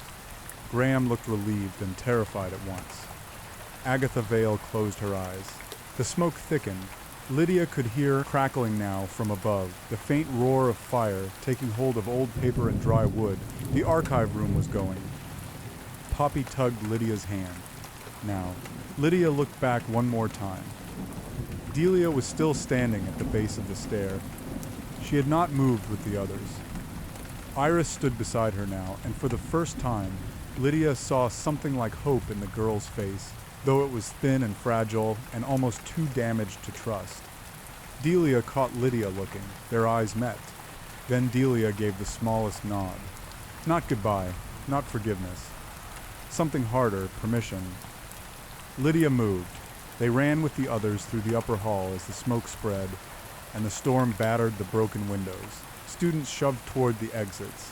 Staff shouted for order that no longer existed. The boys' school had ceased to be separate from the girls' school. Everyone was just one panicked mass, trying to survive the night. Behind them, the tower bell rang one last time. Low, slow, final. Then it stopped, and in the silence that followed, Lydia knew the school had lost. Chapter 24. By the time Lydia reached the front drive, the smoke had turned the whole academy into a half-erased memory. Rain hammered the gravel path. Girls were running in clusters, some crying, some silent, all of them carrying the same stunned look of people who had just watched the world they lived in split open. Staff shouted for order near the front steps, but there was no order left to save. The boys' van sat crooked in the drive, doors flung open. No one caring anymore who had arrived, with what school or what purpose. Lydia stopped just outside the main doors and looked back. Vale House was glowing from within. Not with fire yet everywhere, but enough. Orange light pulsed from the upper windows. Smoke pushed out in thick black ribbons. The bell tower stood above it all, dark and narrow, and finally open, like the school had been forced to show its bones. Poppy stumbled up beside her, coughing hard. Celia was with her, Nora too. Ada clutched the records box against her chest. With both arms, and Iris stayed close to Delia as the older girl came out last through the front doors, moving with a kind of exhausted calm that did not belong to anyone her age. No one ran from Delia now. Some students looked at her with fear, some with awe, some with a confusion that would likely take years to settle. Behind Lydia, Calvin Cade emerged into the rain, with his face streaked by soot and water. He looked wrecked, stripped of every smug layer he had arrived with. Brady followed, then Graham. They did not look like rivals anymore. They looked like boys who had seen the cost of being careless and would never be able to unsee it. Marianne Crest came out with the staff behind her, and, for one brief moment, Lydia thought she might still try to reclaim authority. She did not. Agatha Vale did not emerge right away. When she finally did, she was escorted between two teachers, her hair damp, her expression hollow. She looked like a woman who had spent a lifetime building a wall and then discovered the wall had been holding in a burial ground, the front steps filled with people. And then the accusations started. Not clean, not organized, not dramatic in the way stories pretend truth is dramatic. Real truth came out in pieces. A broken line here, a half sentence there, someone shouting about the tower, someone else naming a missing girl, another student screaming that the archive was burning. Calvin, to his credit, did not stay silent. He told enough of what had happened that the teachers around him stopped pretending the night could be contained. Lydia watched it all like she was standing in the aftermath of a storm that had chosen one place to strike and never left. Delia stood slightly apart from the others, rain darkening the shoulders of her old uniform. Iris stayed near her. When Lydia looked at Delia, Delia looked back. The expression on her face was unreadable for a long beat. Then she said, quietly enough that only Lydia and the girls nearby could hear, "You kept the records." Lydia nodded once. "Yes, good. That was all. No praise, no warmth. Just a fact. But it landed like one of the only honest things spoken all night." Poppy wiped rain from her face. "What happens now?" Nobody answered at first, because there were so many answers, and none of them easy. The school would be investigated. The truth would spread. Some people would deny it. Some would try to rewrite it. Some would finally say they had known all along and done nothing. And Delia, who had survived in the walls of the place that tried to erase her, would have to decide whether she remained part of the story or stepped out of it entirely. Lydia looked at the tower again. Smoke kept pouring from the upper windows, but the structure itself still stood. She thought about all the names they had spoken, all the girls who had been hidden in files and walls and punishments, all the years the school had used silence, like a lock. Not anymore. A siren sounded in the distance. Then another. The town had finally been called. Delia turned toward the road before anyone could ask her anything else. Iris followed. For a second, Lydia thought she might leave without a word. Instead, Delia paused at the edge of the drive and looked back one last time. Not at the school, at Lydia. Then she lifted two fingers, not in a wave, but in the same small gesture she had once used to silence a hallway. Only this time it did not mean stay quiet, it meant remember. Then she walked into the rain with Iris beside her, and the darkness beyond the front gates swallowed them both. Lydia stood there until the sirens got closer and the shouting started again, and in the smoke and rain and broken light, she realized the story of Vale House would never be the same. It would not be a ghost story anymore. It would be a record.